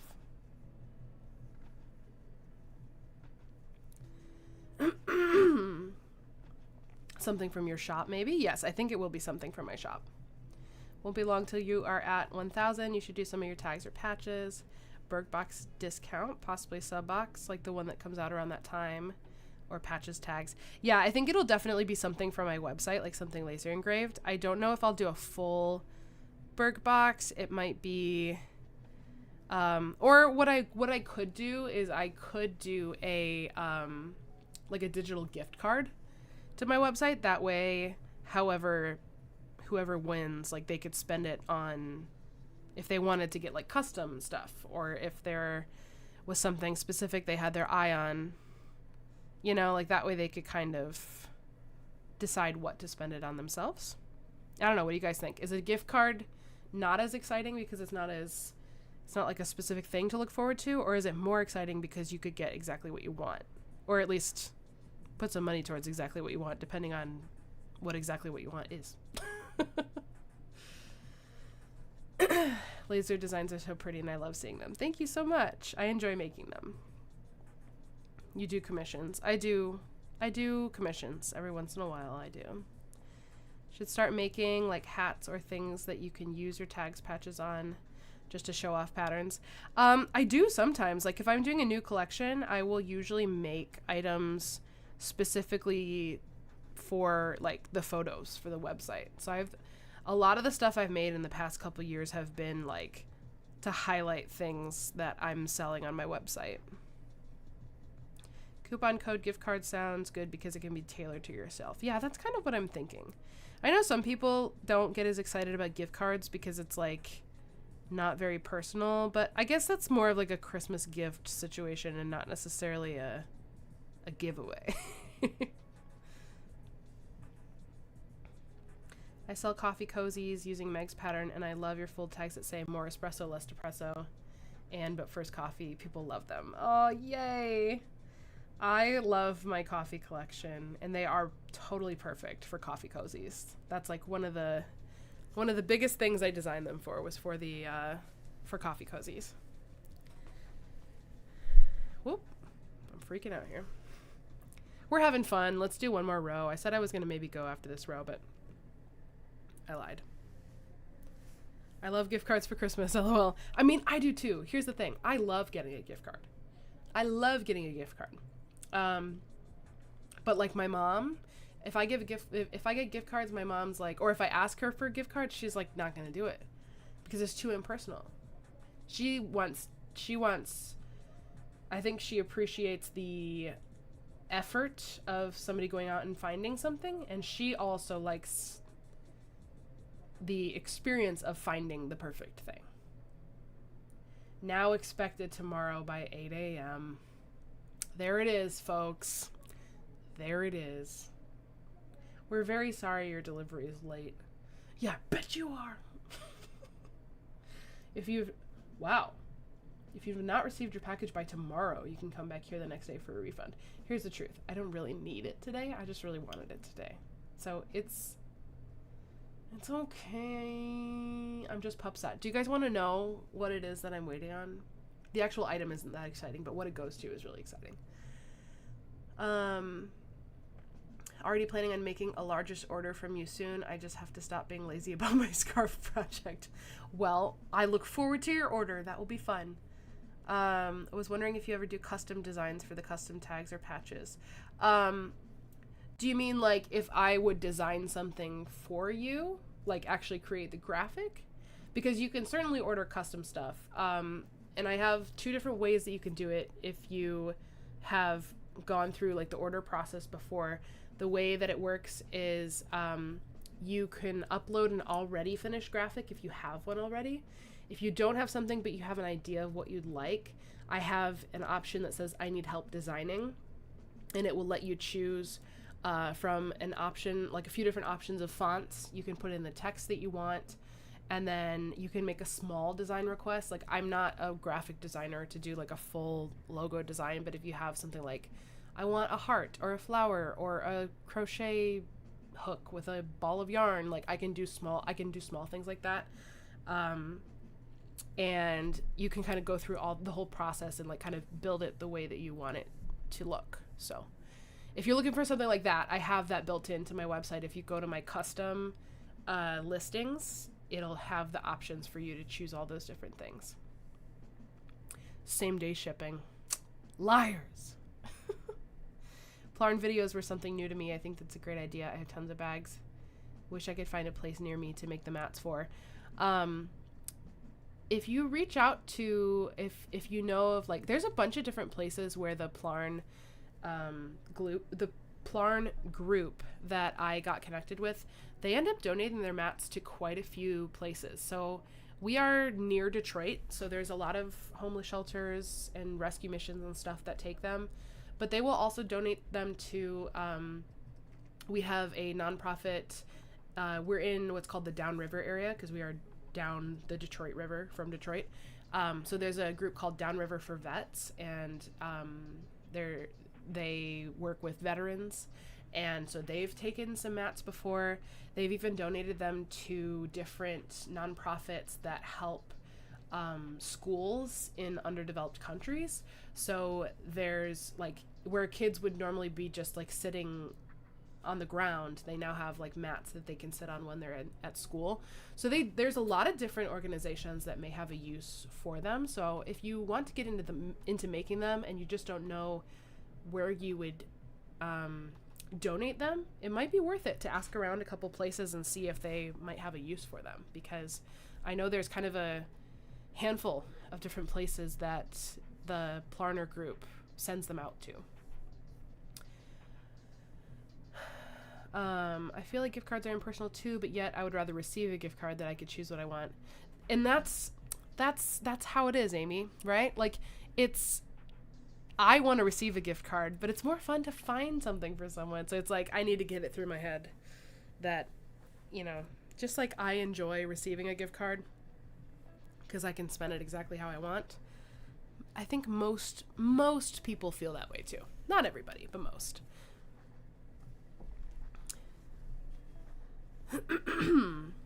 Our website's expensive to run. Wanting to start my own yarn company. Wasn't sure about how expensive it was. You can do it for pretty cheap if you want. I would say Shopify, which is what I use, is probably more affordable. Well, I don't know. I mean, it's like you end up paying for it in different ways, right? Shopify is not going to take as much off the top as Etsy does. Etsy is crazy with their fees, right? Everybody knows this by now, I think. And the benefit of having something like Shopify rather than Etsy is that you have a lot more ownership over it. With Etsy, it seems like if somebody complains about your shop for whether it's legitimate or they're trying to like get their money back or, you know, they're just being trolls or whatever, or like scammers who try to steal your work and claim it as their own and everything. Etsy likes to shut things down first and ask questions later. And it's usually never in favor of the store owner, which is really unfortunate. So I kind of decided, like, I want to own my website. I want it to be mine. And obviously, like, it's run through Shopify. So do I own it outright 100%? No. But I have a lot more say over it than Etsy if I were to have an Etsy shop. That being said, there are costs to Shopify, like especially if you want to own the domain. Like, my store is not bergsnest.shopifystore.com. It's bergsnestcrochet.com because I purchased the domain. But domains are not very expensive. And then it's like depending on what features you need, that's where it can start to cost money.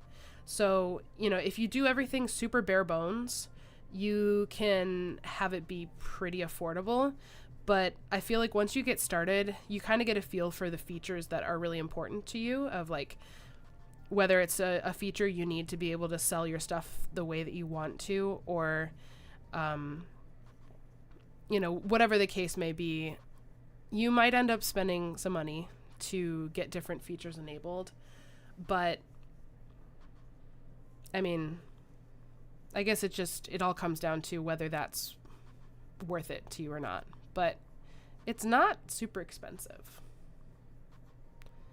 to get started, at least. You know, you can get started for a pretty affordable amount, and then you can kind of scale it from there as you grow.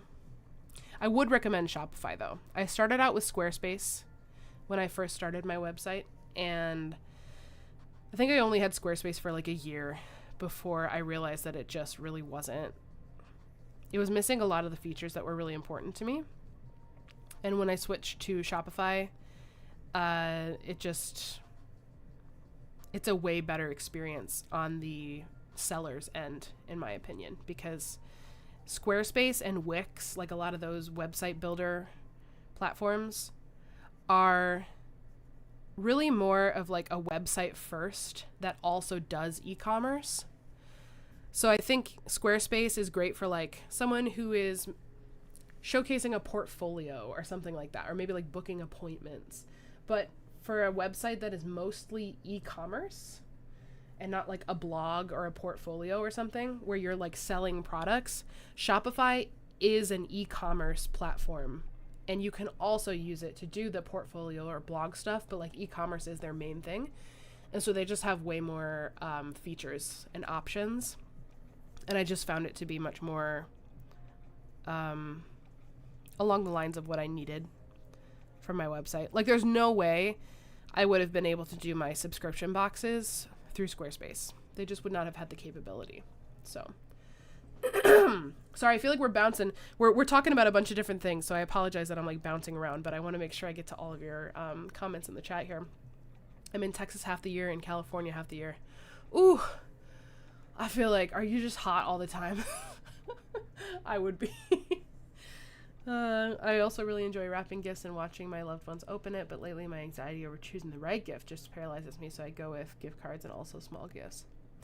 Yeah, man. I feel that. I look for some organizations, even churches that will take them. I'm not fast, so I won't be making a lot. You know what? That's okay. There was one lady in the group that churns those plarn mats out like crazy, and after making one myself and realizing like how tough it can be on your hands, like if you're sitting and trying to make using up multiple balls of plarn in one day, I'm like, I don't know how she does it. That's pretty crazy. Like, I needed another project to be a palette cleanser after the plarn mat because it was a lot. But with the amount that this lady cranks out of these plarn mats, like, she must not crochet anything else other than the plarn mats, or she's the world's fastest plarn crocheter ever. I pay the base $25 a month, then about $2.50 a month for a plugin I use for shop points. Love Shopify. I really enjoy Shopify as well. It has been good to me. That's so helpful. Thank you. People have always told me it's so expensive to start. I mean, like, maybe I'm forgetting some of the costs at the beginning, and I mean, so take it with a grain of salt. What I would do is I would go to YouTube and I would search like cost to start up a Shopify site 2025. And that will give you the most accurate, like up-to-date information about what things are costing nowadays. To my recollection, like, you can spend a whole lot of money right out the gate if you want all the bells and whistles. But if you really are just wanting to start a shop just to get an idea of what it's like, I feel like you can do it without spending a whole lot of money.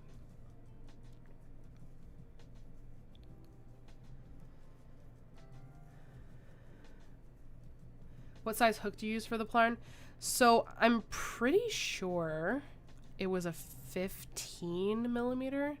It's actually not printed on the hook, which is wild to me. So I don't remember exactly what size it is, but it's a big one. And I'm pretty sure we looked it up and we determined that it was a 15 millimeter.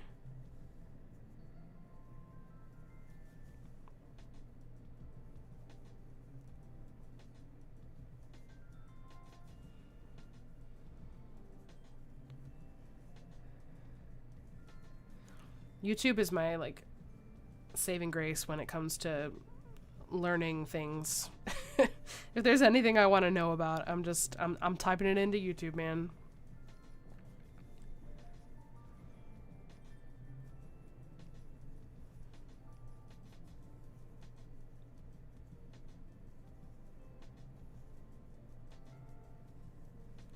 But yeah, if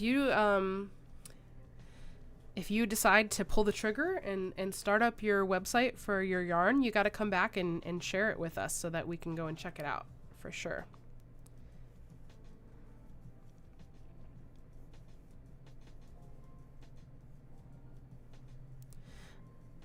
Oh, okay, Nancy. So you're working the system. You're getting the best of both worlds.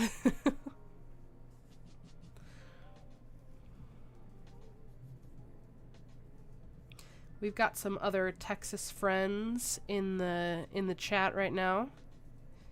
I don't know what it is about Texas. You Texans are drawn to me. I have a lot of Texas people that end up in my lives. It's so funny.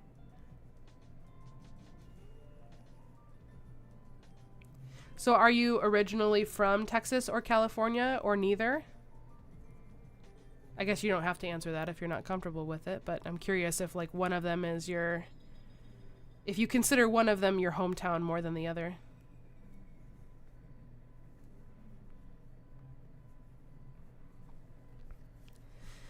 I've pretty much been a Michigander my whole life. I was born and raised in Livonia, Michigan, which is about a half hour from where I live currently. And the only time I've lived outside of Michigan is when I went away to college, and I went to college in Tennessee. I went to Lee University in Cleveland, Tennessee, which is just outside of Chattanooga, and lived there for 4 years when I was going to university, and then when I graduated, I moved back to Michigan, and we've been here ever since. Us Texans just love you.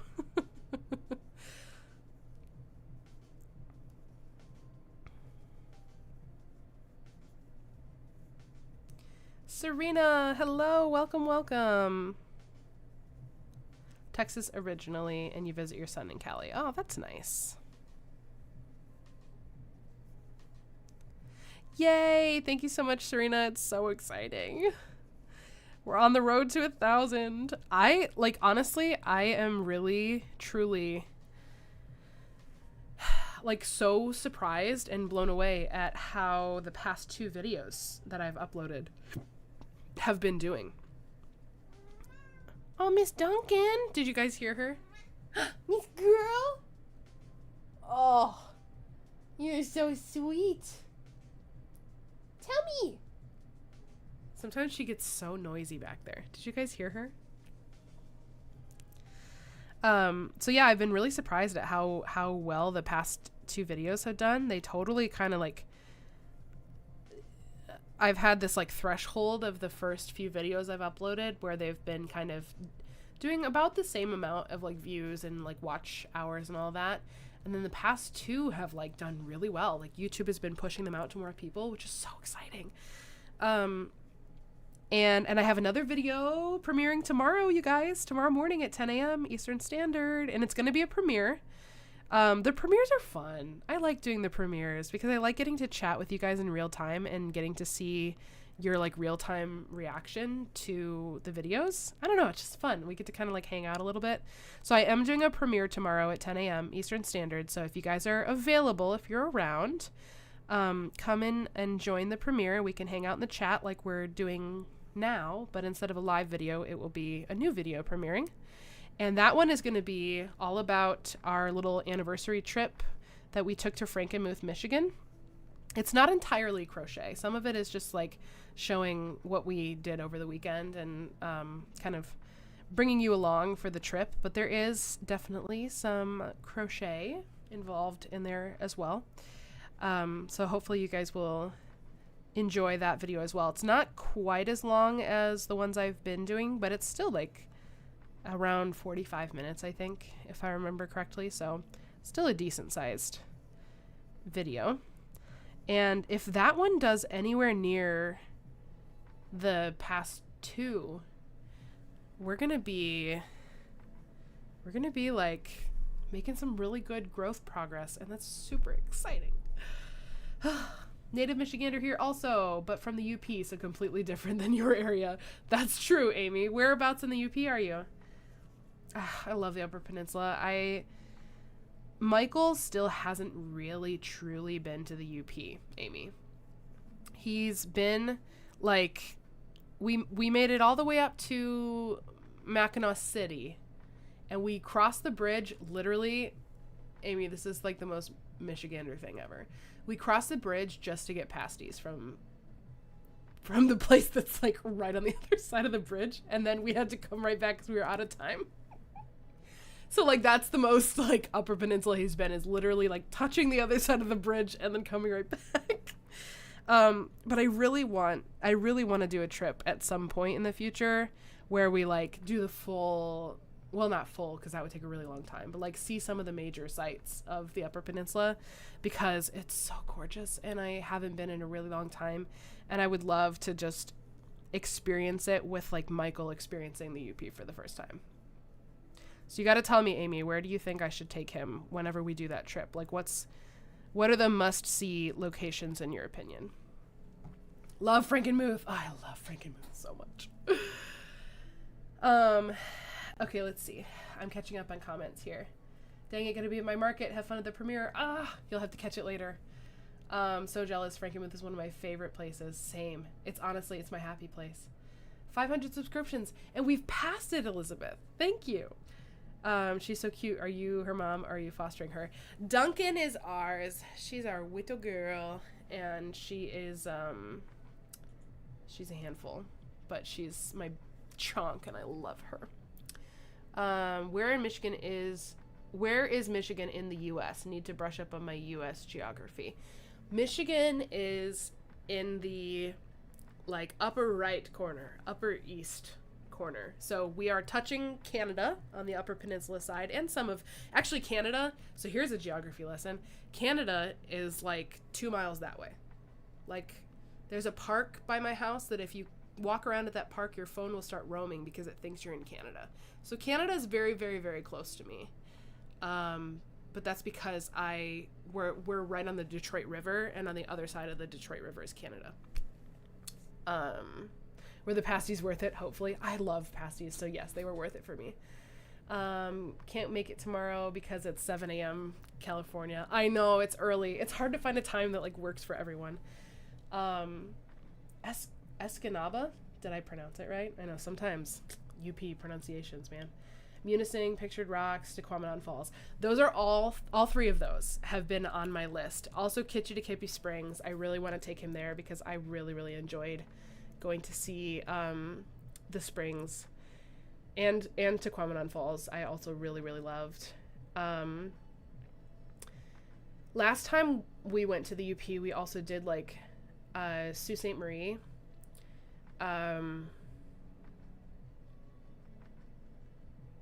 I went to a Greek restaurant in Detroit and the waitress was Asian. I was so confused. That is a little snapshot of Detroit for you. Detroit, I feel like, is such a fantastic representation of like the cultural melting pot that is America. Like Detroit is such a unique little snapshot of that, because one of the best things about living close to Detroit is you can get just about any authentic cuisine you want in Detroit, because they're basically all there, you know? Greek food, all types of Asian food, African food, Indian food, did I say Mexican? Mexican, Polish, so many different cultures that you can get like authentic cuisine in Detroit. And it's we're blessed with good food here. I did. Big Spring is 45 minutes from me. Nice. A small town near me is so like that too. Yeah, that's funny. The Greek food though, Middle Eastern, so much good Middle Eastern food here too. Coming from Chicago, I felt at home. Yeah, I'm sure Chicago is very similar too. So my husband, Michael, he's from Indiana. He grew up in South Bend. And he grew up hating Michigan because he grew up in like the heart of Notre Dame. And when he first came here, he thought he was going to hate Michigan because of basically what he'd been told his whole life. And he got here, and I got to open his eyes to a world of cultural decadence that he had never, like, he'd never had Thai food before. And so I got to take him to his first Thai restaurant, and now Thai is one of his favorite types of food. And there's just like not a whole lot of multicultural experiences in South Bend, Indiana. And now he's like, what was I doing before?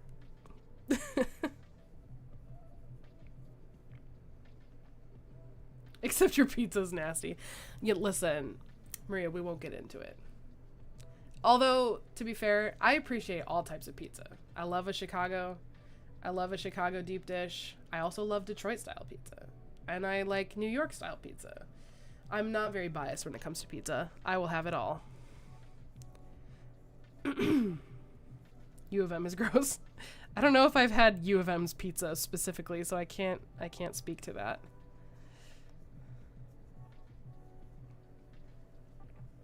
A lot of awesome places in the Western UP, but it's just so far when you're driving from down there.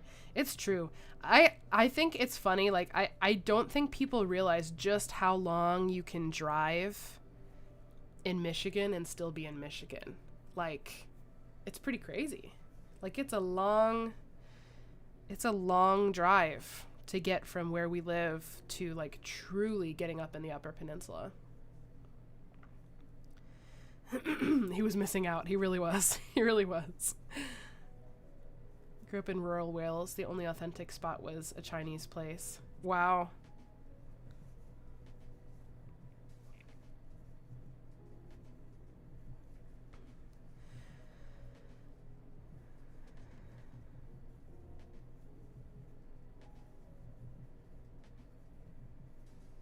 Have you been to Hell, Michigan? I don't know if I ever have, actually. I don't think I ever have truly been, like, obviously I know about it, but I don't think I've ever actually been to Hell, Michigan. Hello, wife, I'm here. Hello, Michael. We were just talking about your lack of culture growing up and how you moved to Michigan and now you've seen the light and tasted all of the authentic cuisines. Michael with the all caps.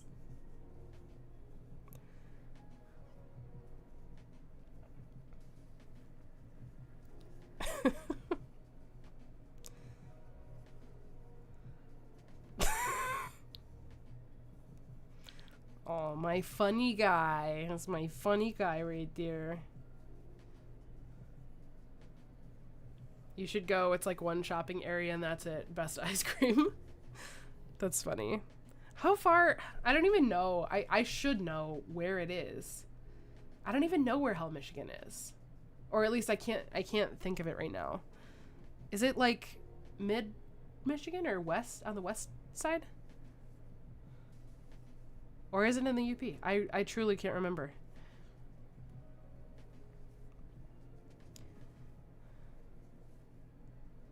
Went there on my way back from Frankenmuth. Okay, so it must be like in between, like mid and the UP. Somewhere in northern Michigan. I will actually be down in your neck of the woods next weekend. My stepson lives in Downriver area, or at least I think he still does, was in Wyandotte but moved last year. OMG! I go to church in Wyandotte, and we live like 5 minutes from the border of Wyandotte. Well, not less than 5 minutes. We live 5 minutes from the church.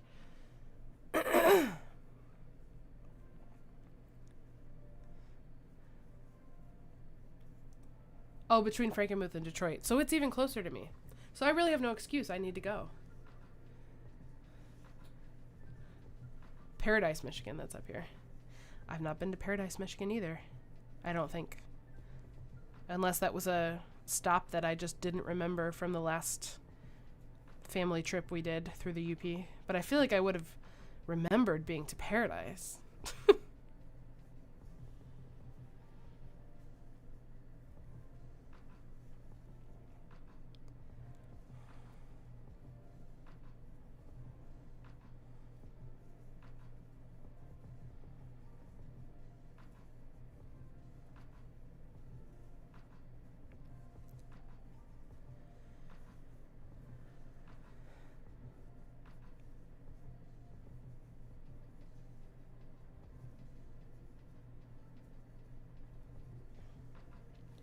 Guys, we've made good progress on this blanket tonight. When we started, we had not done any of this gray, so we've done all of this tonight. I'm feeling pretty good about that. Been suffering from one more row, but now really need to head to bed as it's 2 a.m. Oh yeah, that's right, your time difference. Thanks for the stream. It was lovely chatting with you all. Have a good evening. I mean, get to bed, I guess, because it's late. I am also suffering from one more row. But I guess it's only 9 p.m. here, so I can make the excuse that I can keep going. Really, the reason that I need to get off is not because I'm tired or that it's too late. It's because I'm still recovering from this cold, and I probably shouldn't be talking this much because I have to lead worship on Sunday, and my voice is not back to 100% yet, as you guys can clearly hear. It's near to Quamanon. Shipwreck Museum is there, Edmund Fitzgerald. Oh, okay. I think I would actually really, really enjoy going to that museum. Last time I was in the UP, I was a lot younger, and I don't think I would have appreciated that as much at that time. But I've totally become like a little history goblin. Like I love learning about all the little things. I was telling Michael about this when we went, you guys will see it in the video that's premiering tomorrow. When we went to Frankenmuth, we went on a little boat tour on this boat called the Bavarian Belle, and it takes you on a little 1-hour tour down Cass River, which is a river that goes through Frankenmuth. And there's like a little narrated tour that like plays while, and the guy will do some like live commentary too. And I was just like, you know what? The older I get, the more I just love this kind of stuff. Like, tell me all of the little obscure facts about how the boat was built and what used to be here and how they developed the land and like who settled it, the, you know, whatever. Like, I love that kind of stuff. So I think I would really enjoy that museum. Because I love learning, you know? I never was a really super great student in school, and I don't think I will ever pay money to learn again, you know what I mean? Like I do not see myself in any capacity going back to school for like a degree or anything. I think I am done with that. But there's just so much out there that you can learn about, you know? So much free stuff out there. I mean, I guess like paying to go to a museum isn't necessarily free, but like, you know what I mean? There's so many things that you can learn, and I love learning. I love learning. Okay.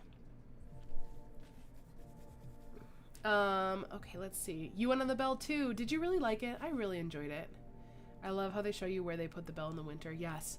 You know what I really loved, Maria, is I didn't really realize that it's just basically a family that runs it. That it's like the dad and his like sons, and it's a family owned, like they own and operate the boat. I thought that was so cool, because I think you see something like that and you just assume it's like a company. So the fact that it's just this family that owns and operates it made me feel that much better about like, yeah, like I want to support them, you know? You have helped me as I try to frog very fuzzy, sticky yarn. Thank you for being here to keep me sane. Godspeed to you, my friend. That is sounds like a rough task, but you're doing it. I believe in you. I'm not real big on history stuff either, but more so as I'm getting older. Yeah. I want to go to Mackinac Island. Anyone ever been there? I have been to Mackinac Island, but it's been a long time. I've been to Mackinac City more recently, but Mackinac City and Mackinac Island, tell me if I'm wrong, Amy, but I feel like Mackinac City and Mackinac Island are two very different vibes. To me, Mackinac City is more, like Mackinac Island is touristy too, but in a different way. Like, the island is a little more subdued and like vintagey, whereas Mackinac City is like t-shirts and like flashy stuff. Like, I don't know. Am I explaining that well? Maybe that's just my perception from the last time I was there.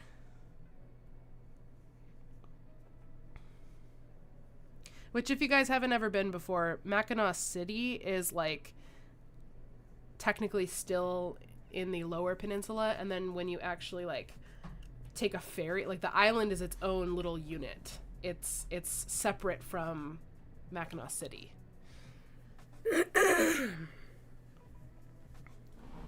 Did you go to the chicken place with all the German fairy tales pictures on the walls? Yes.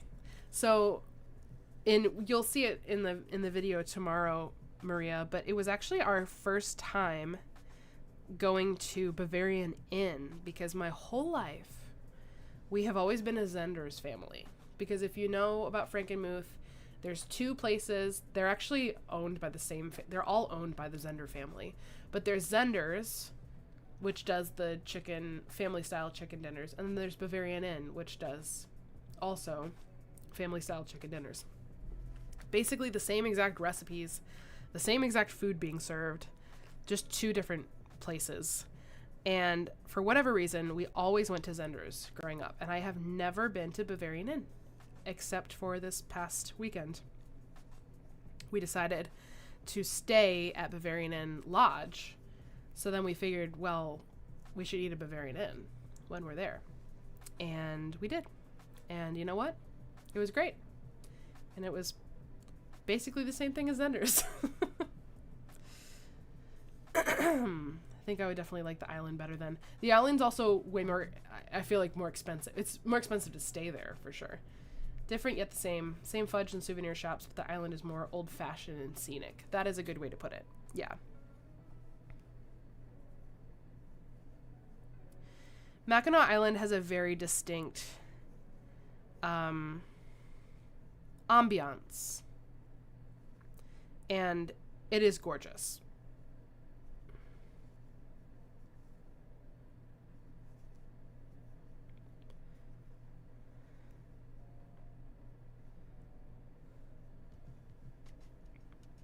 Guessing the cost of chicken dinner is now around $50 or more. It's like $37 or $35 per person. So not quite $50, but it's still pricey. It's still pricey. Although, I will say, if you like to go to Frankenmuth at least once a year, both Bavarian Inn and Zender's both have their own like perks clubs. And you have to spend $15 per year, but you get a free chicken dinner on the month of your birthday. So if you go, it pays for itself. And that's what we decided to do, is to do the perks club.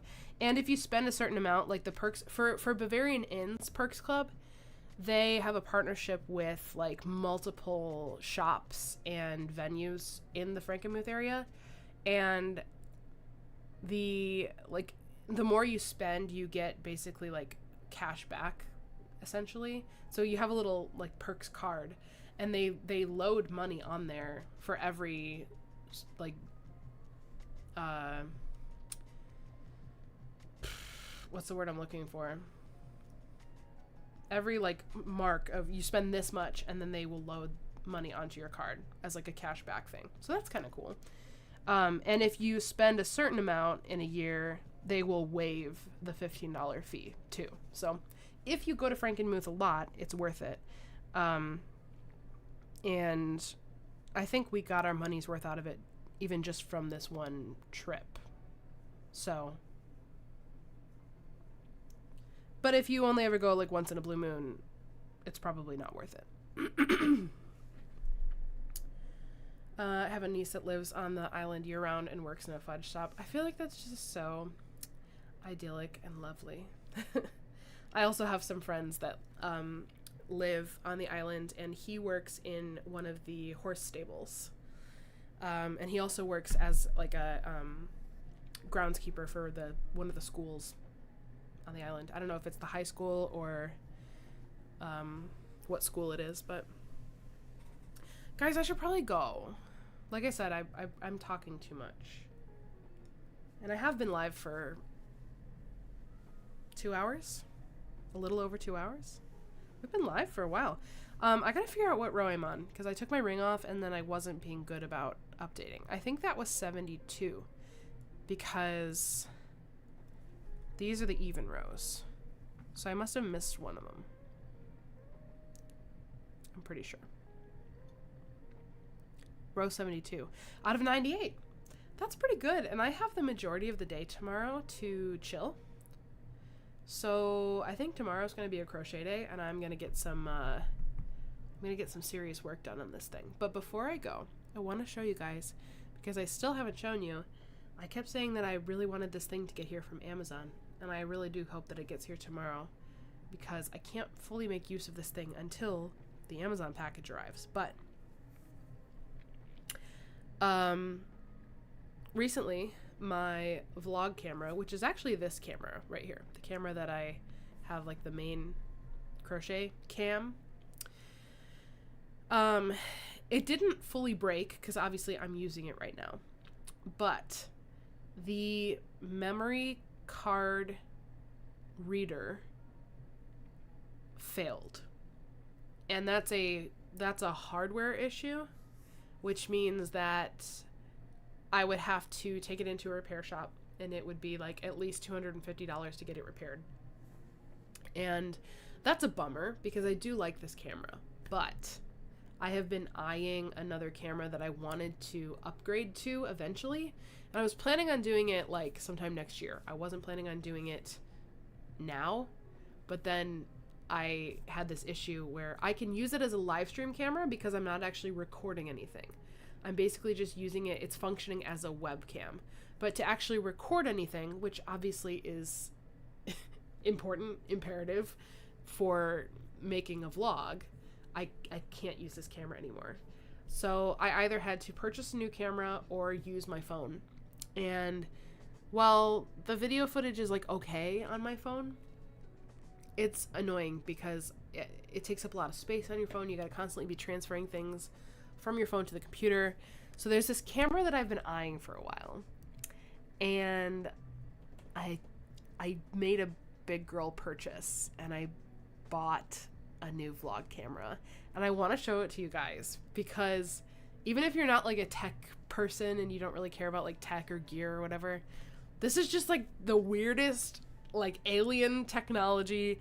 You would never think that this is a camera. First of all, you also wouldn't think it's a high quality camera because of how it looks, but it's like a really nice camera. And it's kind of become like the gold standard for a lot of vloggers that I really love watching their videos, and they have beautiful videos. Like the footage is beautiful. They use this camera, and that's why I had my eye on it.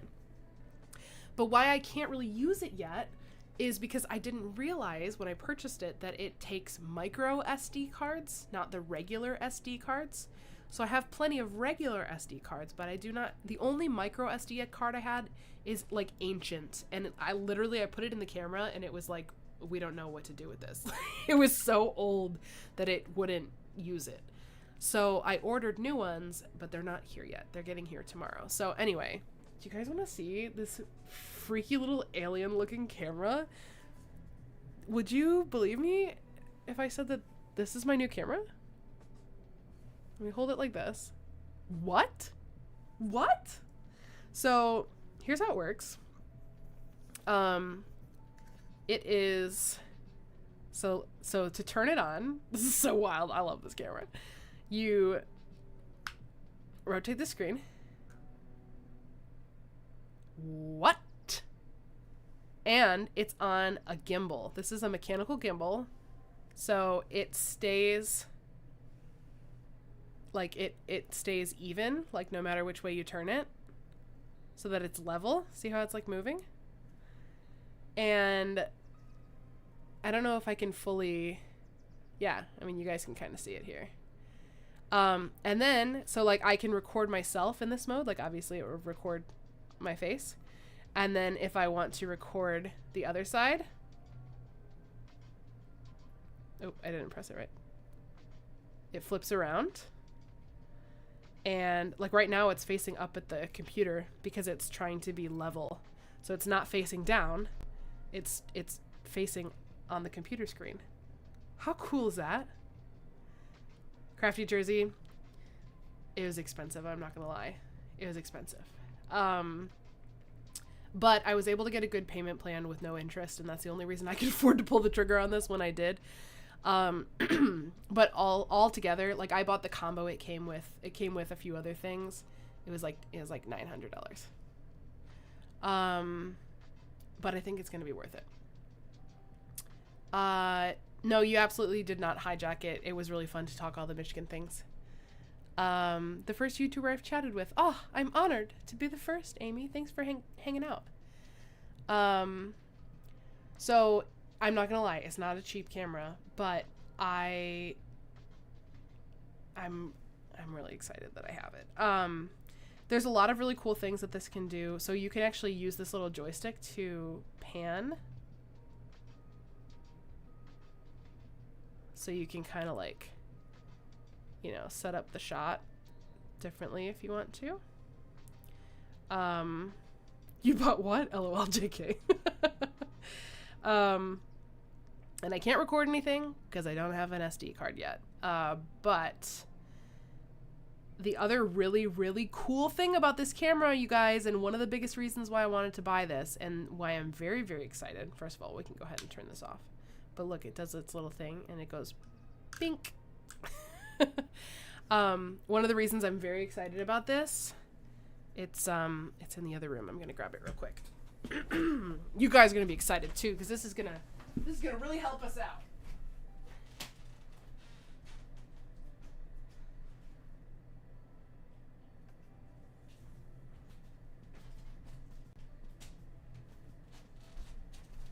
One of the things that this camera came with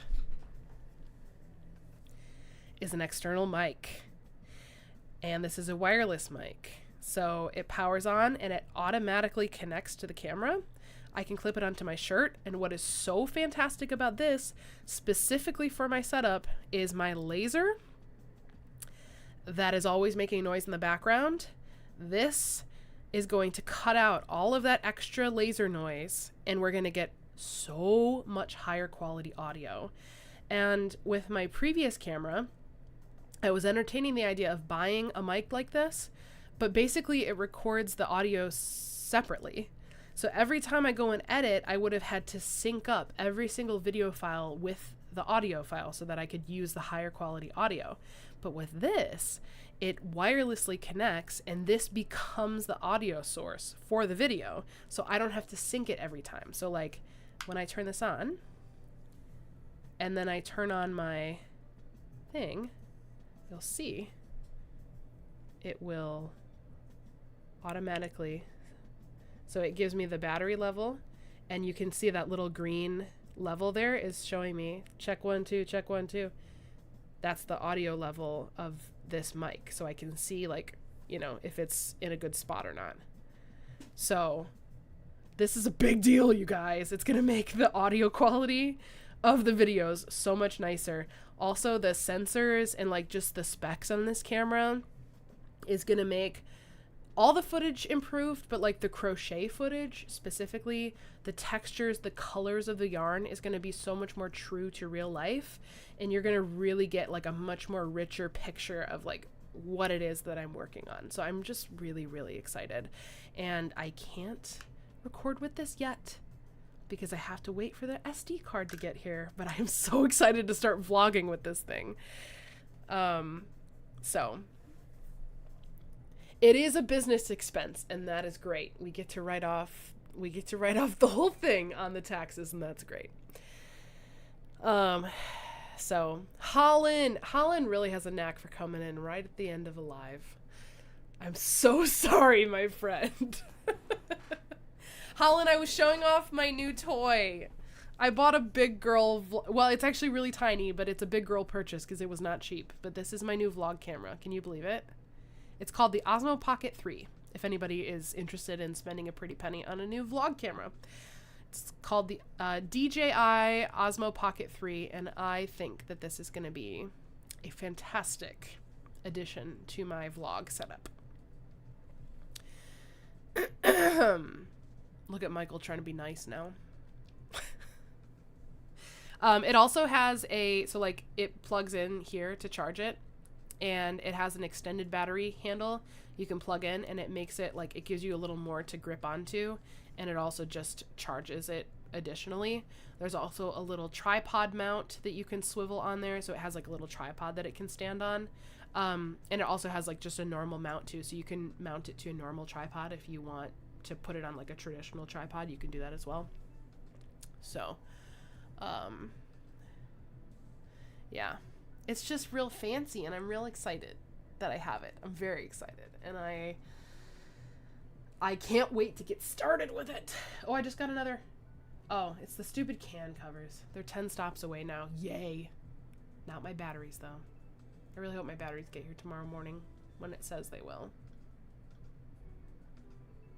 I can't be that mad, you know. It's like it's literal 1 day shipping.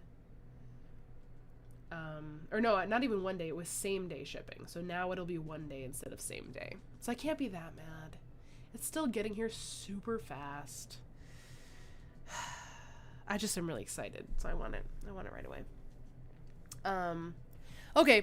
Anyway, I am going to go because my voice is feeling the effects of talking for 2 hours, and I need to save it for Sunday.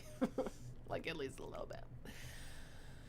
Oh, thank you guys so much. This was so much fun. It was my very first YouTube live ever. I think it went really well. I'm actually surprised at how many people were here, and like, you guys were super active and chatty in the chat, and I'm thankful for that because it's a lot more fun when we get to have a back and forth conversation.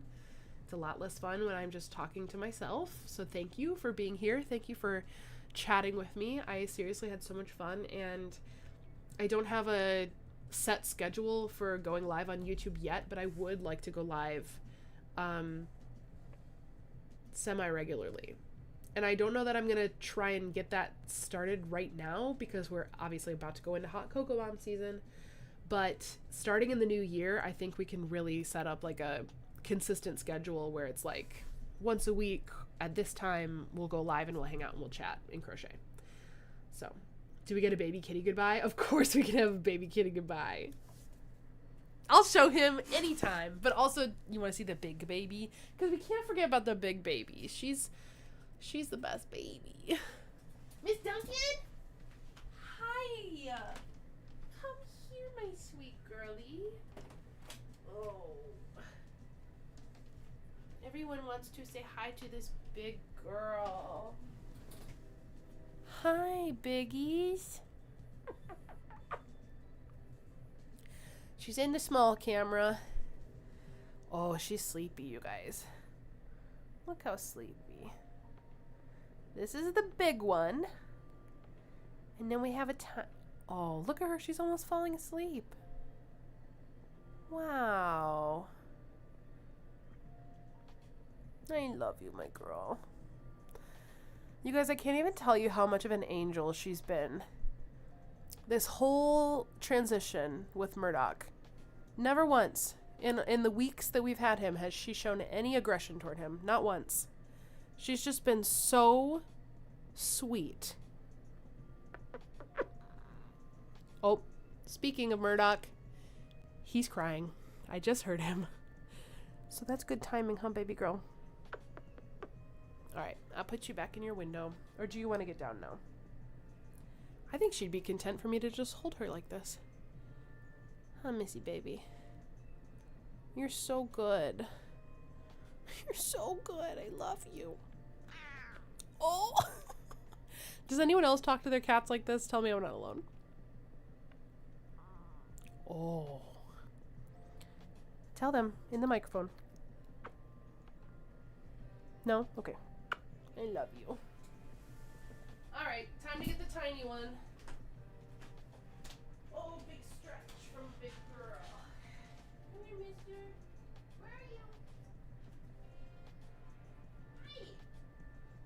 Hi, little shrimp scampy.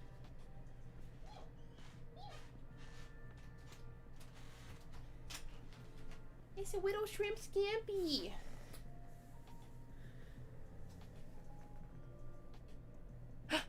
Who's that?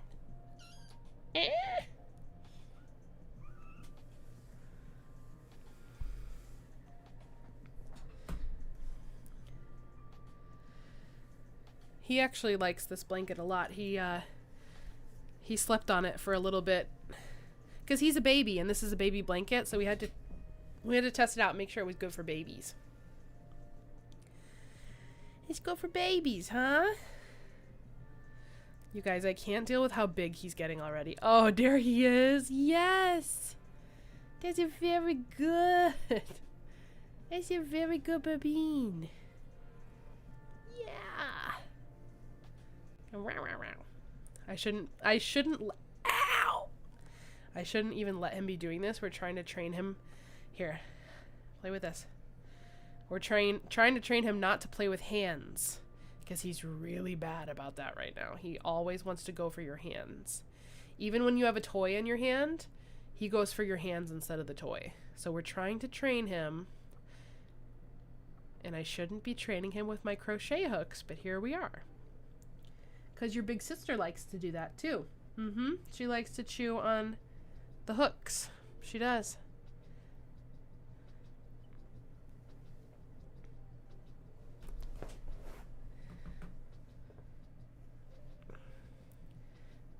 Look at this little kitten tail. Ouchie, baby. Hey, that hurts, mister. Mister, that hurts. Ow. Ow. Ow. You guys see how much of a gremlin he is? Ow. Ow.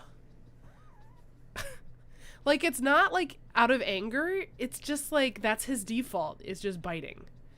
So I'm really hoping that he grows out of that. Because I don't want to bite her. I don't want to bite her and a scratcher. But that's literally all you do right now. You eat, you sleep, and you bite and scratch. No. Stop it. Just be nice. But it's like, you can see, like, it's not out of malice. Like, he's not doing it to be mean. He's just, like... Yeah, he's just vibing. Okay. Okay. Okay. Just chill. Chill, my guy. Chill, my guy. Chill is not a word that exists in his vocabulary at this moment in time. We're not there yet. Wow, wow. Wow, wow. Alright. Alright, guys. That's gonna do it for tonight. Oh, he's accessing technology. Okay. I just had to turn off my keyboard because he's pressing buttons. Nope, there's a burning candle over there. We're not going over there. He typed +9 in the comments. He didn't send it though. So whatever that means, that's the message he's leaving you with. You guys have a great night. I will see you tomorrow morning, 10 a.m. Eastern Standard, if you're available, for the premiere of my newest video, which is going to be Michael and I's weekend trip to Frankenmuth. It's a cute little video. It's very fun. It's very vibey. If you like little like travel vlogs, you guys will love it. So, all right. We'll see you guys then. Have a good night.